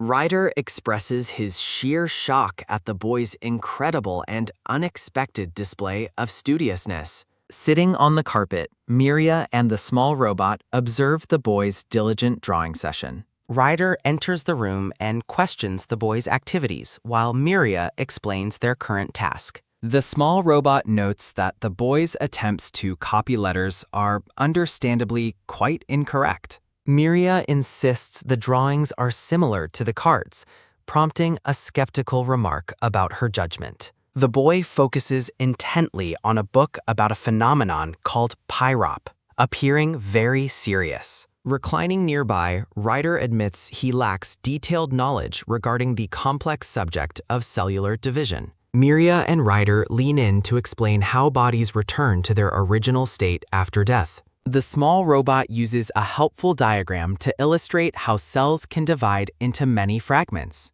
Miria and Ryder discuss the vulnerability of entering pyrop while observing the boy's shimmering golden outline. A sudden, startled yell sounds from a bird-headed servant standing in the hallway. Horrified, the servant scolds the boy for scribbling purple drawings all over the freshly cleaned walls. The servant hands the boy a cloth and demands he take responsibility for cleaning the mess. Overwhelmed by the scolding, the boy's large eyes fill with tears as he prepares to sob. Miria and Ryder warn the boy about the servant's temper while he looks on with sadness. A digital notification announces the arrival of mail, catching the group's attention. Ryder presents a golden document to Miria, eagerly announcing that it is intended for her. Miria offers her thanks for the delivery while the red-skinned man responds with a casual wave. Turning serious, the white-haired entity asks the red-skinned man if they can talk privately for a moment. Tension rises as Ryder wonders if the woman has discovered his secret or reported him. Startled, Ryder reacts as the white-haired entity reaches out her hand and calls for his attention. Ryder identifies the object as a special stone required to open the door to the judge's chamber. Miria stands tall and reveals that she has already established a direct connection with the judge. Looking grim, the red-skinned man looks down in thought as he processes the woman's revelation. Ryder's anxiety peaks as he fears the woman intends now to have him imprisoned by the authorities. Miria shocks the red-skinned man by asking if he has ever considered joining an organization called Patch. Completely bewildered, Ryder stares back with wide, uncomprehending eyes at the woman's sudden proposal. Miria acknowledges the suddenness of her request while clarifying her true intentions to the confused man. Miria explains that she has requested the judge to officially register Mori as a pack member. Ryder looks thoughtful, contemplating how this registration might impact the small boy's happiness and future. Miria notes that official status would allow her to strongly protect Ryder's safety from outside threats. Ryder asks how long she has known his secret, and Miria admits she knew from the start. Ryder questions her harboring a fugitive, but Miria admits she stayed for the boy's sake. Miria asserts that she feels confident in her own ability to subdue Ryder if anything happens. Miria recalls their first meeting and explains how her initial suspicions about Ryder were first formed. Miria admits that while hiding Ryder is easy, it won't resolve his wanted status permanently. A close-up captures the white-haired entity placing the small, dark stone into the man's open hand.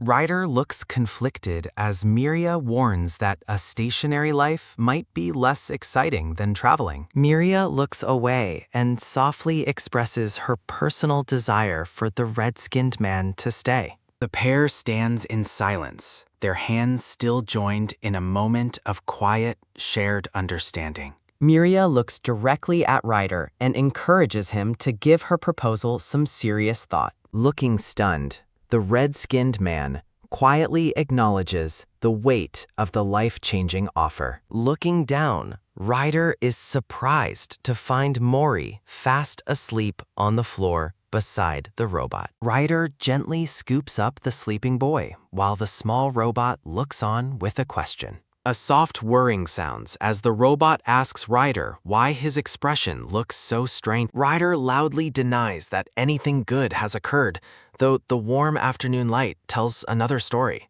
Looking very neat and prepared, Mori stands ready to make a strong and positive first impression.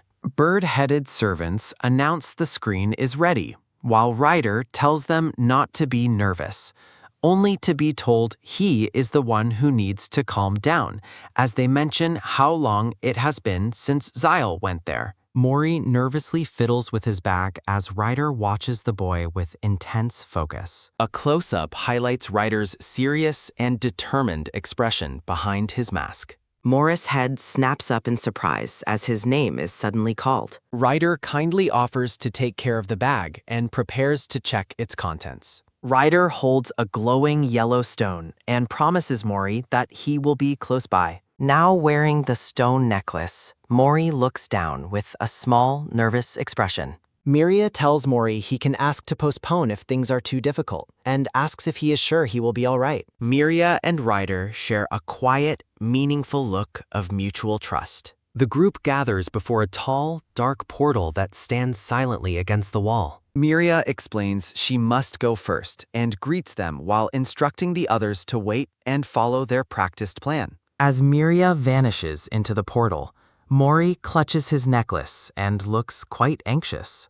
Peering into the vast abyss through the portal, Mori prepares for the trial ahead. Two colossal, white, featureless statues stand at the end of a long, dark bridge. Ryder and the servants monitor the glowing tablet, watching Mori's progress with deep concern. Miria walks through the massive, dark chamber toward the center platform. From a high angle, the grand octagonal platform reveals its intricate Celtic seal. Miria stands alone in the center of the dark, imposing room. Glowing, technological pillars loom in the darkness of the trial chamber. Sweat pours down Ryder's face as the group watches the screen with mounting tension. A gargantuan celestial figure looms behind the platform like a nebula of stars. Miria stands like a tiny speck before the overwhelming majesty of the cosmic presence. Gasping in shock, Ryder realizes they are finally in the presence of the judge.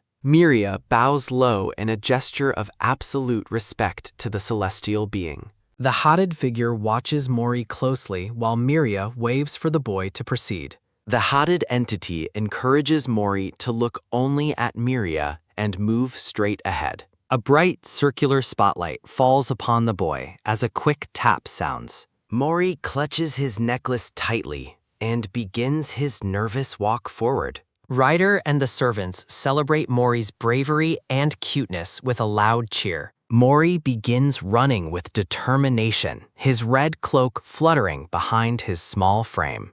Miria stands waiting at the center of the seal for the boy's arrival. The boy runs toward the light while his shadow stretches out behind him. Mori's gaze remains fixed ahead as he focuses on his destination. Mori races past the giant pillars, appearing very small in the grand architecture. A tall, white-clad figure with a dark visor looms over the small boy. The featureless black visor reflects a cold, mechanical light. A close-up of Mori's eye captures the reflection of the circular visor within. Mori trips over his own feet and falls hard with a painful thud.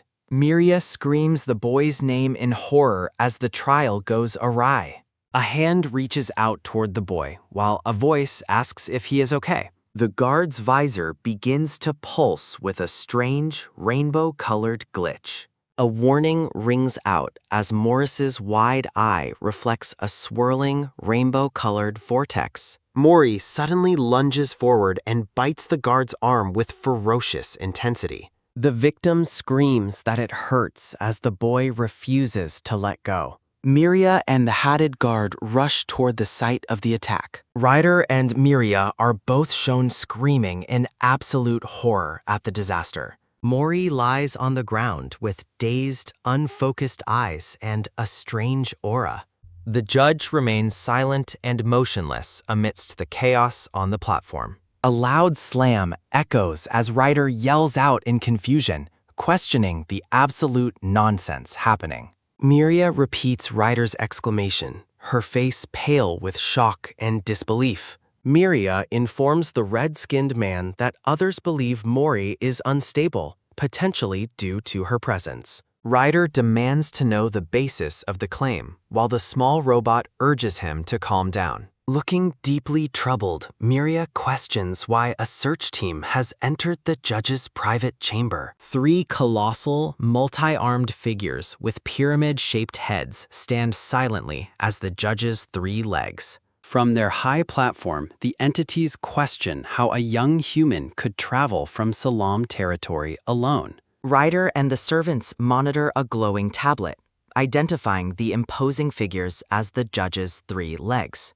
A pyramid-headed entity accuses Miria of using a servant to secretly spirit Mori away from the shelter. Miria shouts in fierce denial, asserting that the boy left the Salam territory entirely on his own.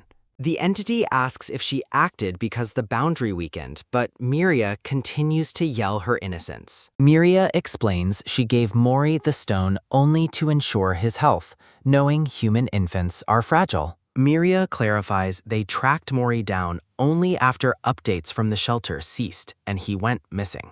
Miria continues her defense, explaining that a traveler eventually found the boy and brought him to the city. Looking down at the grand platform, the entities skeptically ask if there is any way to prove her story. The entity notes that the traveler briefly lost the child in the center of the busy city. A projection shows a crying Mori as the entity highlights how close he came to being seriously hurt. The 3 legs decide the human boy is unqualified and must be sent back to human society immediately. Miria reacts with horror to the suggestion of a restricted zone, pleading for the child's emotional stability. Miria argues that the child cannot survive among different humans in such an unfamiliar and dangerous environment. The entity points out Mori's inability to communicate or speak properly and asks if Miria truly disagrees. An oppressive dark aura surrounds Miria's name as she processes the devastating outcome of the trial. Bathed in a shimmering cosmic light, Miria appears to drift through a vast void within the chamber.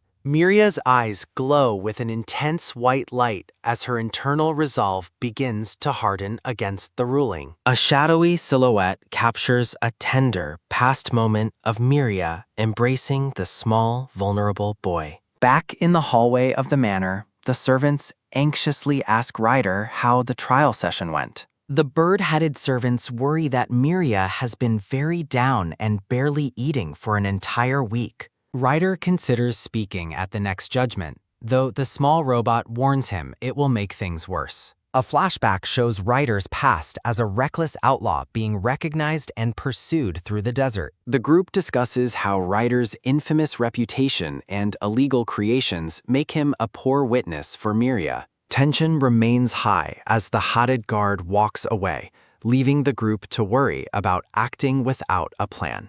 A tight close-up captures the grim and determined expression on the red-skinned man's multi-eyed face. Ryder erupts in a sudden, furious outburst, shouting at the unfairness and audacity of the situation. Looming over the others, Ryder screams that his creation, Aya, belongs to him and him alone. The small floating robot tells Ryder to calm down first while explaining the possibilities of the situation. A loud and sharp yell of frustration echoes through the manor's grand, sunlit hallways. Ryder stomps away down the corridor in a huff, his long white tail trailing behind him. Looking very small and determined, Mori stands with his fists clenched and his large eyes focused ahead. A side profile reveals the red-skinned man gritting his teeth in a moment of silent, intense frustration. Standing in the sunlit hallway, Ryder is alerted by a notification that a new package has arrived.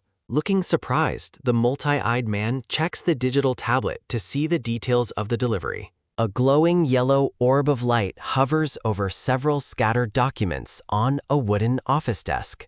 Miria looks down with a melancholic expression, her white hair framing her darkened, sad face. Ryder bursts into the room with a loud slam, calling out Miria's name to get her attention. Ryder excitedly explains that the delivery is a response to the visitation request he sent earlier. Holding up the golden tablet, Ryder joyfully announces that they will finally be allowed to see Mori. Miria stands up with a sudden start, her eyes wide with shock and relief at the wonderful news. The pair leans over the table together, staring at the glowing document with renewed hope for the future. The bird-headed servants busily gather cookies, toys, and juice to prepare for the long-awaited visit. Looking much brighter and relieved, Miria offers a heartfelt thanks to the staff for their kind support. Ryder and Miria exchange a quiet, meaningful look of shared determination before they prepare to leave. Standing tall, Miria prepares to step through a massive black portal to reunite with the small boy. A tight close-up of Ryder shows a grim and serious look on his face. Miria's eyes glow with a fierce white light as her expression remains cold and focused. Tall, technological towers rise through the clouds, overlooking the futuristic landscape. Miria sits alone in a sterile white chamber, her head bowed in deep contemplation. A child's drawing depicts a happy memory of Ryder, Miria, and the small robot. Mori works on a drawing at a desk while imagining a grumpy version of Ryder. Miria looks down with a melancholic gaze,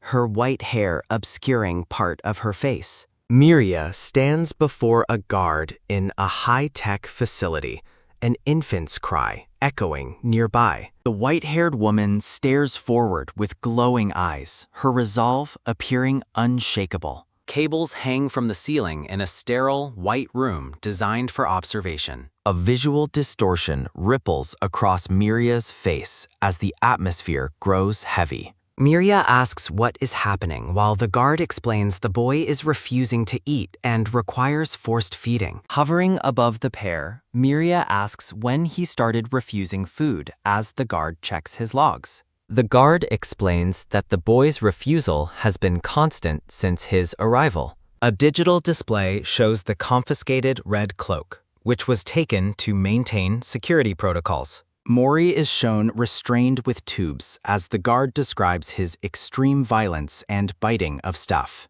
The guard explains that physical contact is forbidden and asks for a signature to authorize the visit. Miria hesitates, her words trailing off as she prepares to respond to the guard's request. Miria presents a box, suggesting the boy might eat the small pieces she prepared for him.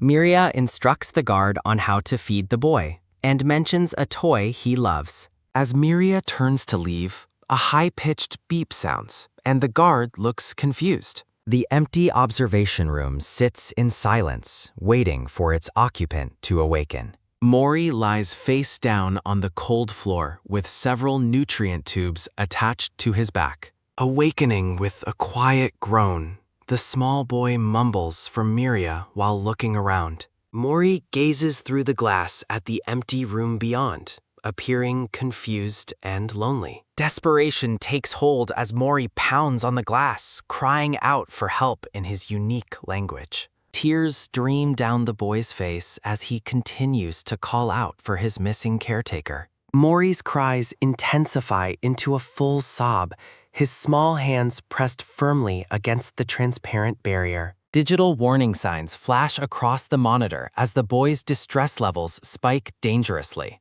The guard panics at the sudden outburst, desperately trying to calm the hysterical child. A system notification confirms the administration of a sedative as liquid flows through the tubes.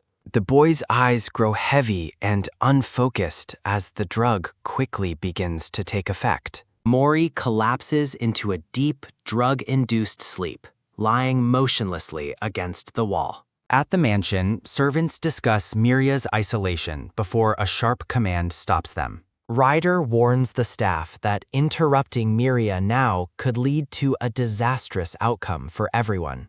A heavy thud echoes through the dark corridor as Ryder moves toward Miria's private quarters. Ryder ignores the servants' calls as he determinedly approaches the door to Miria's room. Entering the dark study, Ryder calls out Miria's name to get her attention. Miria sits in a rocking chair by the fire as Ryder insists that they need to talk. Looking away, Miria apologizes to the red-skinned man and expresses her desire to be alone. Ryder pauses in shock, his multi-eyed face reflecting his disbelief at her cold response. Ryder's gaze falls upon a glowing emblem sitting amidst a pile of scattered books. Tension builds as the red-skinned man stares at the document with a growing sense of frustration. Close-up on Ryder's green eyes reveals the intense anger bubbling beneath his calm exterior. The glowing sigil on the desk pulses with an ethereal light as the confrontation escalates. Ryder asks with a low voice if she is truly planning to give up on Mori. Ryder erupts in fury, questioning her sanity and reminding her that she just saw the boy. Shouting with gritted teeth, Ryder asks if Mori was nothing more than an object to her. Dark shadows erupt violently from Miria as she reacts to Ryder's accusations with overwhelming power. Sweating with alarm, Ryder stares in horror at the sudden and massive display of dark energy. Miria is consumed by a swirling vortex of dark energy in her study. Multiple glowing golden eyes emerge from the shadows surrounding the white-haired woman. Miria explains that she is only trying to do what is best for Mori. Ryder reacts with a snarl, his multi-eyed face twisted in a look of pure rage. Ryder asks if running away is her best choice, but Miria fiercely denies it. Ryder shouts that Mori is refusing to eat, prompting a shocked response from Miria. Miria demands he repeat himself as Ryder confirms Mori is starving himself. A vision shows the small boy lying motionless on a cold floor with tubes attached. The red-skinned man stares forward with a grim and heavy expression. Tears well up in Miria's glowing white eyes as her composure completely shatters. A violent boom echoes through the room as dark energy ripples out uncontrollably. Looking away, Miria admits she only wanted to create a lasting connection with the boy. Miria reflects on the brief time they shared, noting it felt almost too good.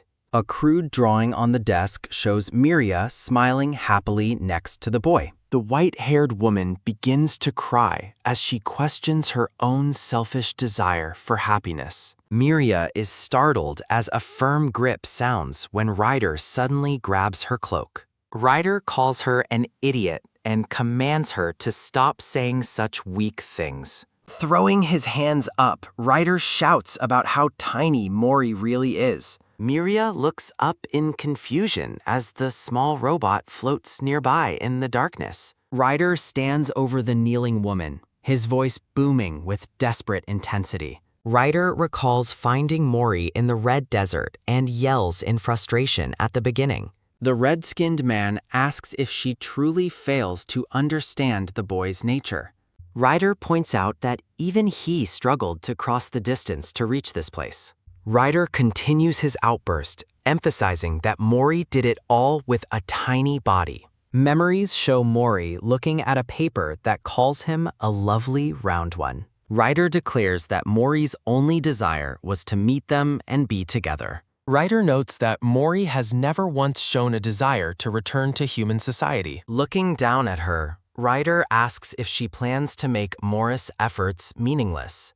Ryder's voice drops as he mentions receiving a call earlier that day. Miria weeps openly, her voice trembling as she asks what she should do. Ryder erupts again, shouting that he doesn't care about her doubts. Ryder kneels before Miria and insists that they are capable of making it work. The two share a quiet, intense moment of eye contact amid the falling debris. Miria's eyes go wide as a sharp click sounds from the nearby robot. A quick tap sounds as the small robot suggests they review the plan. Ryder argues they must prove they are superior to any mother from the restricted zone. The bird-headed servants ask for clarification on what specific traits they should excel at.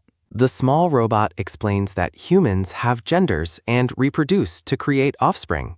A book cover titled 3 Bears illustrates a traditional family of 3. The robot clarifies that humans refer to such pairs as a couple or parents. Ryder touches his chin thoughtfully, processing the new information about human society. Sitting together on the sofa, Miria and Ryder discuss the concept of human family. Miria's face darkens with a blush as she repeats the word couple with hesitation. Giles looks visibly annoyed while holding a crumpled paper as the servants watch curiously. The robot asks who wants to be the dad and who wants the mom. After hearing that children prefer mothers, both Miria and Ryder claimed the role. The group gathers around a document to finalize their strategy for the next hearing. Ryder asks if it is possible for a couple to consist of 2 mothers. The servants suggest emphasizing their combat strength since humans are known to like fighting. The group concludes that because humans also value wealth, they have nothing to worry about. The small robot bluntly asks the red-skinned man if he is currently out of money. Chibi versions of Ryder and the robot brawl in a dust cloud as Miria asks about proving something. Looking down at the study, Miria suggests proving their superior care for Mori while a servant asks how. A penguin-headed servant boasts of hugging Mori 600 times during a happy memory of the boy. Another bird-headed servant claims the boy has stepped on them 400 times in an excited game.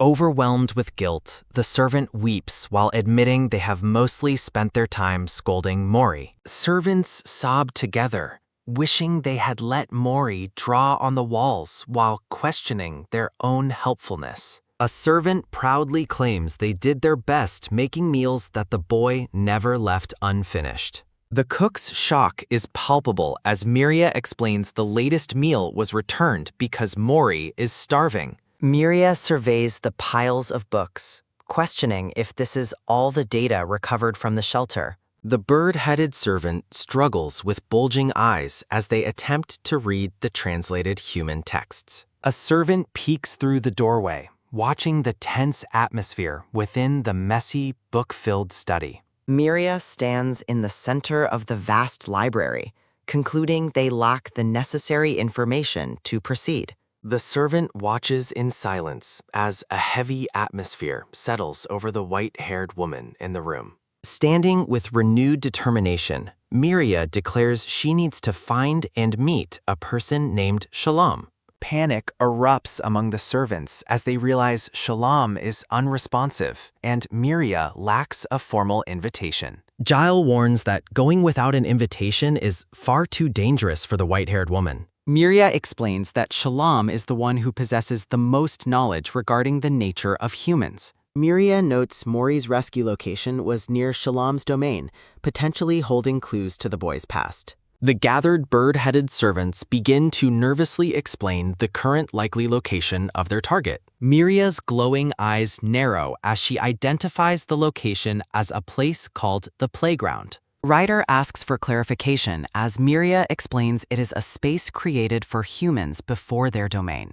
Against an abstract energy map, Shalom is described as being the most eccentric of the 7. Ryder's green eyes widen as he imagines a literal playground with drinks, rainbows, cookies, and Mori. Miria warns that entering without permission causes madness, as the mind cannot withstand the foreign power. Despite the severe risks of madness and danger, Miria firmly maintains that she has no choice but to go. Ryder immediately shifts into action, commanding the small robot and the group to prepare for the journey. Looking down at the study, Miria agrees that they can no longer afford to simply sit around. Ryder gives a confident thumbs up, declaring that they are the boys' mothers after all. Shocked and visibly confused, Miria demands the red-skinned man repeat the absurd claim he just made. Giles asks for permission to join the mission, promising to ensure his lord remains comfortable throughout. Miria questions their usefulness before explaining how her power allows Giles to operate independently for a day.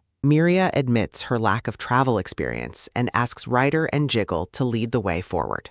Ryder prepares supplies, holding a canteen while the small robot floats nearby in the quiet room. The servant reminds Miria that they previously fought hard to prevent her from using a dangerous tool.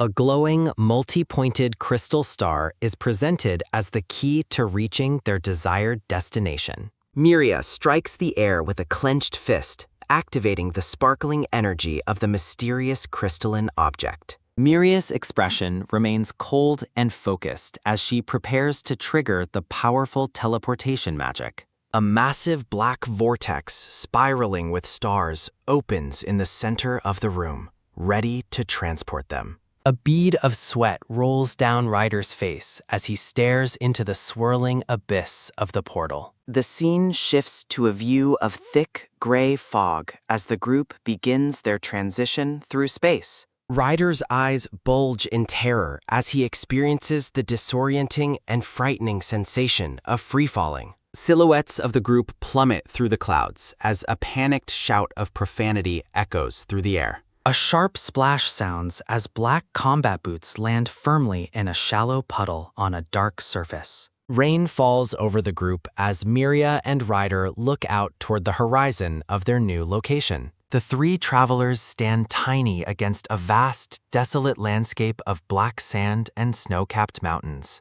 A humorous interlude features memes about the difficulty of work and a request for reader donations. Foamy waves crash against a dark beach under a title card for Chapter 25. Giant manta ray-like creatures soar gracefully through the gray sky above the jagged, snowy mountain peaks. The scene shifts to a person walking across a mossy log submerged in clear, shallow water. Miria, Ryder, and Napel navigate a misty swamp filled with submerged trees. The group stands small before a towering stone archway rising from the water. Sunlight filters through the canopy as they wade across the blue-tinted shallow water. Glowing purple and blue mushrooms sprout from the mossy roots of a giant tree. A terrifying creature with a skull head perches on a tree, watching them. The travelers pass through a lush forest dotted with vibrant red spotted mushrooms.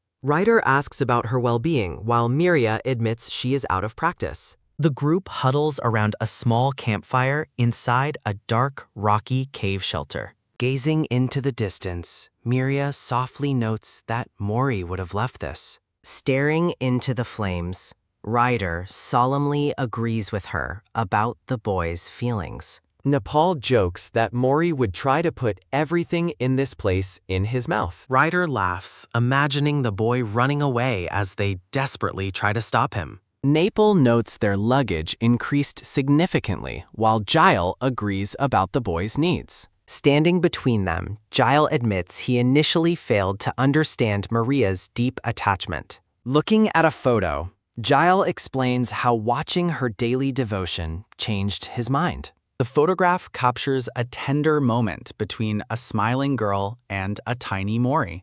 An illustration shows Mori sitting on the floor, looking overwhelmed with big, watery eyes. Gile recalls how Mori once cried after being stopped from eating dirt in frustration. A close-up of Mori's eyes reveals a deep, heartbreaking sadness from his past. Facing the group, Gile declares he never wants to see the boy look so miserable again. Miria and Ryder share a soft smile, moved by Gile's heartfelt words and loyalty. Sweat beads on his face as Ryder suddenly senses a presence nearby. Miria reaches out with an urgent hand, her white eyes widening in sudden alarm. Ryder stares at an intricate white seal carved onto the stone wall of the cave. The travelers look up at a massive, ancient stone archway built into the mountain. Ryder clenches his fist as green energy erupts, preparing for an imminent confrontation. Miria and the robot recoil in shock as a sudden, intense power fills the room. A hooded figure in white and black dashes forward with blinding, superhuman speed. The mysterious figure leaps through the darkness, moving with lithe and predatory grace. Miria remains stoic, her wings flared and eyes glowing as she assesses the threat. Miria conjures an orb of dark energy as Ryder watches the newcomer warily. Shocked into silence, Miria recognizes the figure and calls out for her companion. The figure holding furry animals greets Miria warmly after their 150-year separation. Ryder and Miria look completely baffled by the stranger's sudden change in demeanor. Dropping into a bow, the stranger apologizes profusely for the chaos and misunderstanding. The figure explains they had no knowledge of the shelter situation due to departmental shifts. A memory of a chaotic rescue mission involving wild animals flashes in the stranger's mind. Ryder yells in frustration as the eccentric stranger continues their bizarre and confusing explanation. Shalom's domain is revealed to be an endless railway track cutting through a forest. The figure explains that the judge's domain provided the necessary space for Shalom's division. A simple drawing illustrates the bizarre process of a creature splitting into two versions. The figure admits the past 6 months were filled with absolute and exhausting chaos. Laughing nervously, the figure offers a tour of the facility to break the tension. The group remains visibly disturbed and confused by the stranger's hyperactive and odd behavior. The figure mentions that Shalom's obsessive sharing of evolution even repels the judge. Leading them up the stairs, the figure reveals that Shalom once felt deep pity. The hooded figure notes that Shalom's current path was born from that sincere compassion. The group stands before a colossal technological gateway glowing with faint blue light. A hand presses against a glowing interface, activating the advanced systems of the gate. A massive black hole portal spiraling with celestial energy opens before the stunned group. Ryder gazes up at the massive, swirling cosmic portal as it hums with ancient energy. The gateway reveals a vast archive containing Shalom's research on biological life and human cellular structures. Miria emphasizes the urgent need to extract records concerning human history and the concept of motherhood. Looking down at the chamber floor, Miria notes the classification process will take far too long. Ryder stands with a grim, focused expression as the weight of their mission settles in. Ryder argues that Miria is overexerting her systems, but she insists on continuing despite the risk. Aya, the robot, playfully critiques Ryder's repair skills, while Miria watches their banter with a small smile. Mechanical components of the gateway begin to glow and vibrate with a low, resonant thrumming. Aya initiates a dangerous overclocking protocol, disregarding the flashing system warnings to save time. The portal pulses with a rhythmic, deep vibration as the robot begins the data extraction. A violent surge of celestial energy erupts from the gate, bathing the chamber in blinding light. Miria prepares her own power to stabilize the room as the spiritual pressure reaches its peak. Authorities monitor the screens as they process a flood of historical images from the human world. Ryder watches the monitors as data on Earth and human infancy scrolls across the glowing interfaces. Deep within the portal, Aya parses through definitions of family and the fundamental bonds of blood. Massive projections fill the air, defining the selfless and central role of a mother in child-rearing. Miria gasps in horror as a sharp, crackling spark signals a catastrophic system overload within Aya. Electric arcs dance across the room, while definitions of family from various cultures flicker and fade. Ryder shouts for everyone to stay back as the portal becomes unstable and pulses with power. Aya floats helplessly in the center of the vortex, engulfed by surging waves of purple energy. Glowing circuitry within the portal hums intensely before a sudden, sharp snap echoes through the void. A flickering memory shows a young, peaceful Mori drifting on a wooden raft beneath the sun. Scenes of Mori's infancy play out as Aya identifies its core purpose as Mori's guardian. A brilliant green light intensifies within the robot's core, reflecting its unwavering devotion to the boy. A vision of toddler Mori reaching out with wide, innocent eyes captures a moment of pure joy. Streams of binary code and energy collide as the archive's security measures begin to collapse. The swirling galaxy of data begins to condense into a single radiant point of green light. Intense violet lightning strikes Aya's shell, threatening to tear the small robot apart. Ryder screams Aya's name in desperation as the robot vanishes behind a wall of electrical fire. Disregarding the danger, Ryder sprints toward the collapsing gateway as the room begins to shake. Reaching into the storm, Ryder desperately tries to catch the falling robot before the portal shuts. A quick crack sounds as Ryder's hands catch the robot amid the chaotic discharge of energy. The portal begins to dissipate with a soft, fading whir as the energy levels finally drop. Miria stands frozen in suspense, her eyes wide as she waits for the smoke to clear. Gritting his teeth in pain, Ryder holds on tight as the last remnants of electricity fade. Ryder successfully pulls Aya from the void just as the massive technological gate finally powers down. Faint trails of blue energy drift through the silent chamber like ghosts of the previous chaos. Miria asks if the mission was successful, and Ryder confirms they secured all the necessary data. Exhausted but triumphant, Ryder looks back and declares that it is time to return home. Various tools and power conduits lie scattered across the workshop floor in the quiet morning light. The group works alongside Penguin technicians to analyze the vast wealth of information they retrieved. A damaged shell sits open on the workbench, revealing the intricate and damaged circuitry within. Ryder focuses on the delicate while blue sparks dance from his tools into the robot. As evening falls, the group continues their tireless work under the warm glow of the monitors. Ryder explains that while Aya will function, the robot's previous memories may be lost forever. Sitting on the floor, Ryder shares his deep and unshakable belief in Mori's future. Looking at the massive piles of books and data, the group realizes their journey is far from over. By candlelight, Miria and Ryder discuss the heavy symbolic weight and complexity of human motherhood.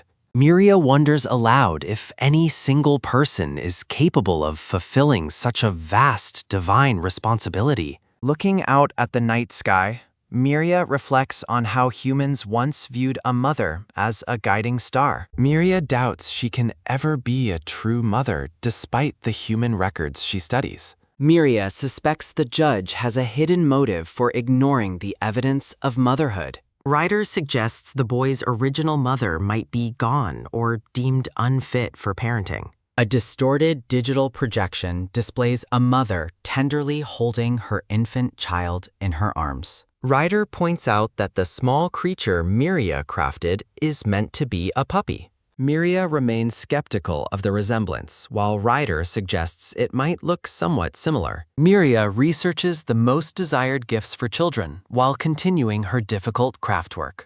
Miria somberly observes that their world seems filled only with artificial imitations of life. Ryder reminds Miria that despite its artificial nature, Mori genuinely loved her handmade creation. Sitting in the quiet candlelight, Miria questions Morris' feelings while Ryder offers a firm confirmation. Ryder reacts with absolute shock as Miria suggests Morris' affection was directed at her specifically. Miria considers a non-violent solution, proposing they use a large sum of money instead. Ryder shrugs with a nervous, sheepish grin while reacting to the absurdity of the plan. The white-haired woman offers a small, quiet smile as she continues her deep internal reflection. Ryder laughs joyfully as he and Miria share a rare moment of light-hearted understanding. Sitting together in the dark room, Miria acknowledges the strange similarities shared between them.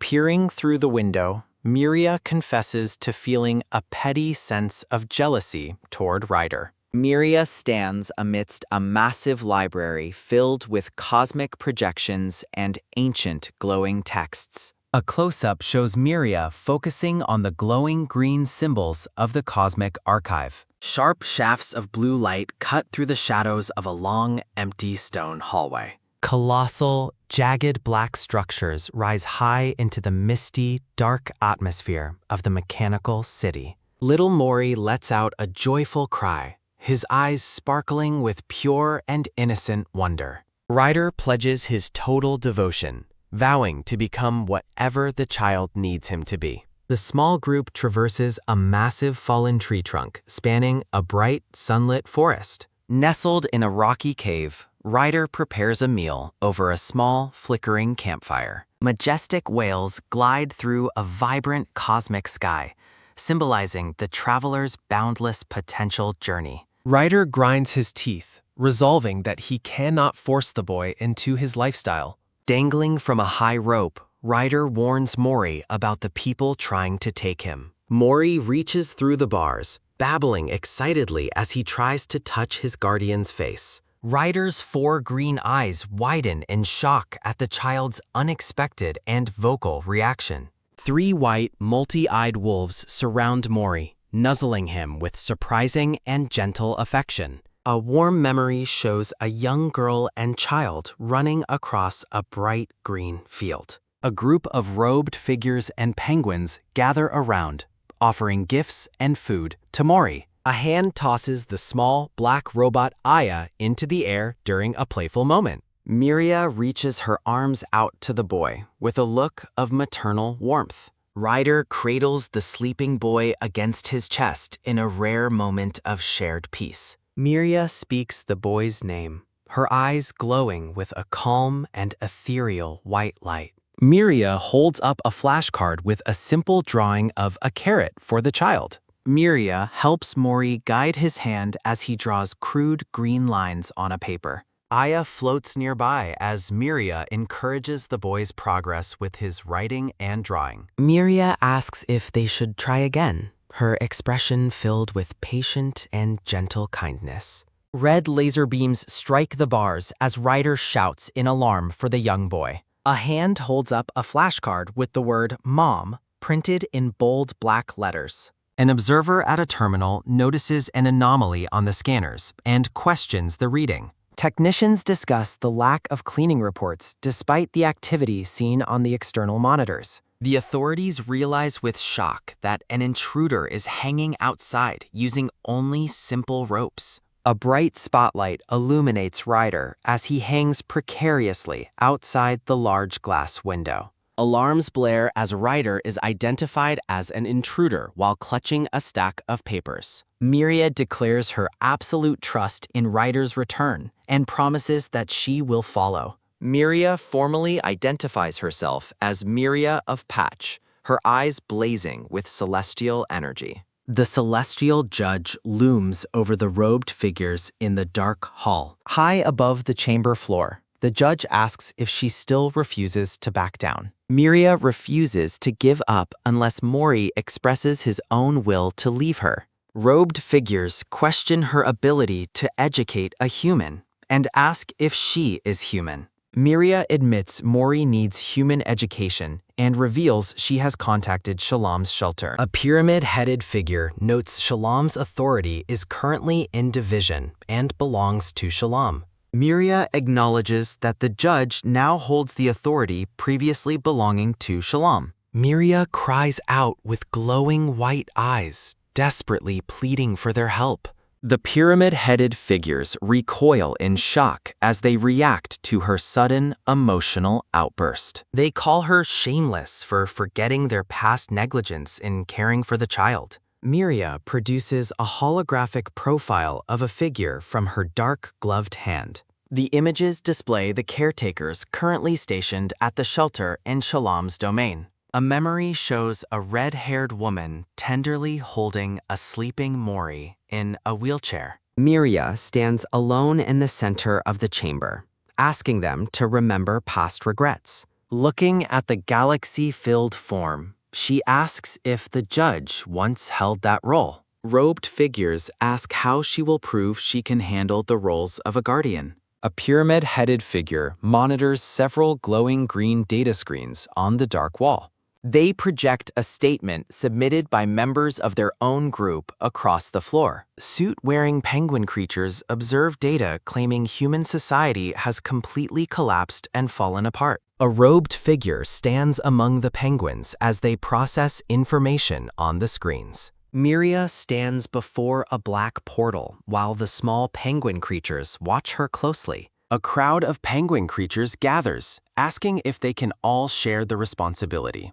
A pyramid-headed figure asks if she plans to play house with the human child. They argue the relationship is unequal and hierarchy-based regardless of her good intentions. Miria declares her firm willingness to give up her entire power of authority. Outraged, the figure calls her foolish for refusing the gift bestowed by the judge. They look down at her, questioning if she can ever become a complete mother. The group reviews vast amounts of data without finding a clear answer to their questions. A book displays a classic maternal illustration alongside a crude, colorful child's drawing. The crude sketch represents the only definition of a mother that Mori truly understands. Miria clasps her hands together and weeps while looking up toward the celestial being. Robed figures dismiss her emotional appeal and claim there is no evidence of Mori's choice.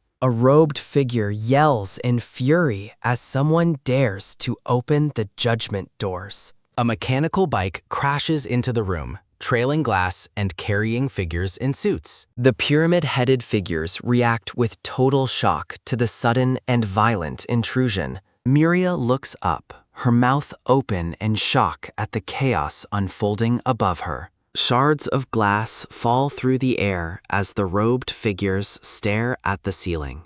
Miria remains stunned as debris from the shattered glass rains down around her. Intense blue energy pillars flare up, illuminating the dark ceremonial room with light. A blinding explosion of celestial light and energy fills the entire chamber space. Miria screams Ryder's name in alarm as the energy reaches its peak intensity. A massive black hole portal opens, surrounded by a swirling galaxy of purple energy. Energy pulses violently through the chamber, distorting the very air around the travelers. Ryder floats through the void as a notification identifies him as wanted number 250106. Robed figures call Ryder insane for daring to enter the judge's chamber like this. The celestial judge stares forward, a silent galaxy contained within their towering hooded form. Robed figures ask the judge if they were curious about what Mori was thinking.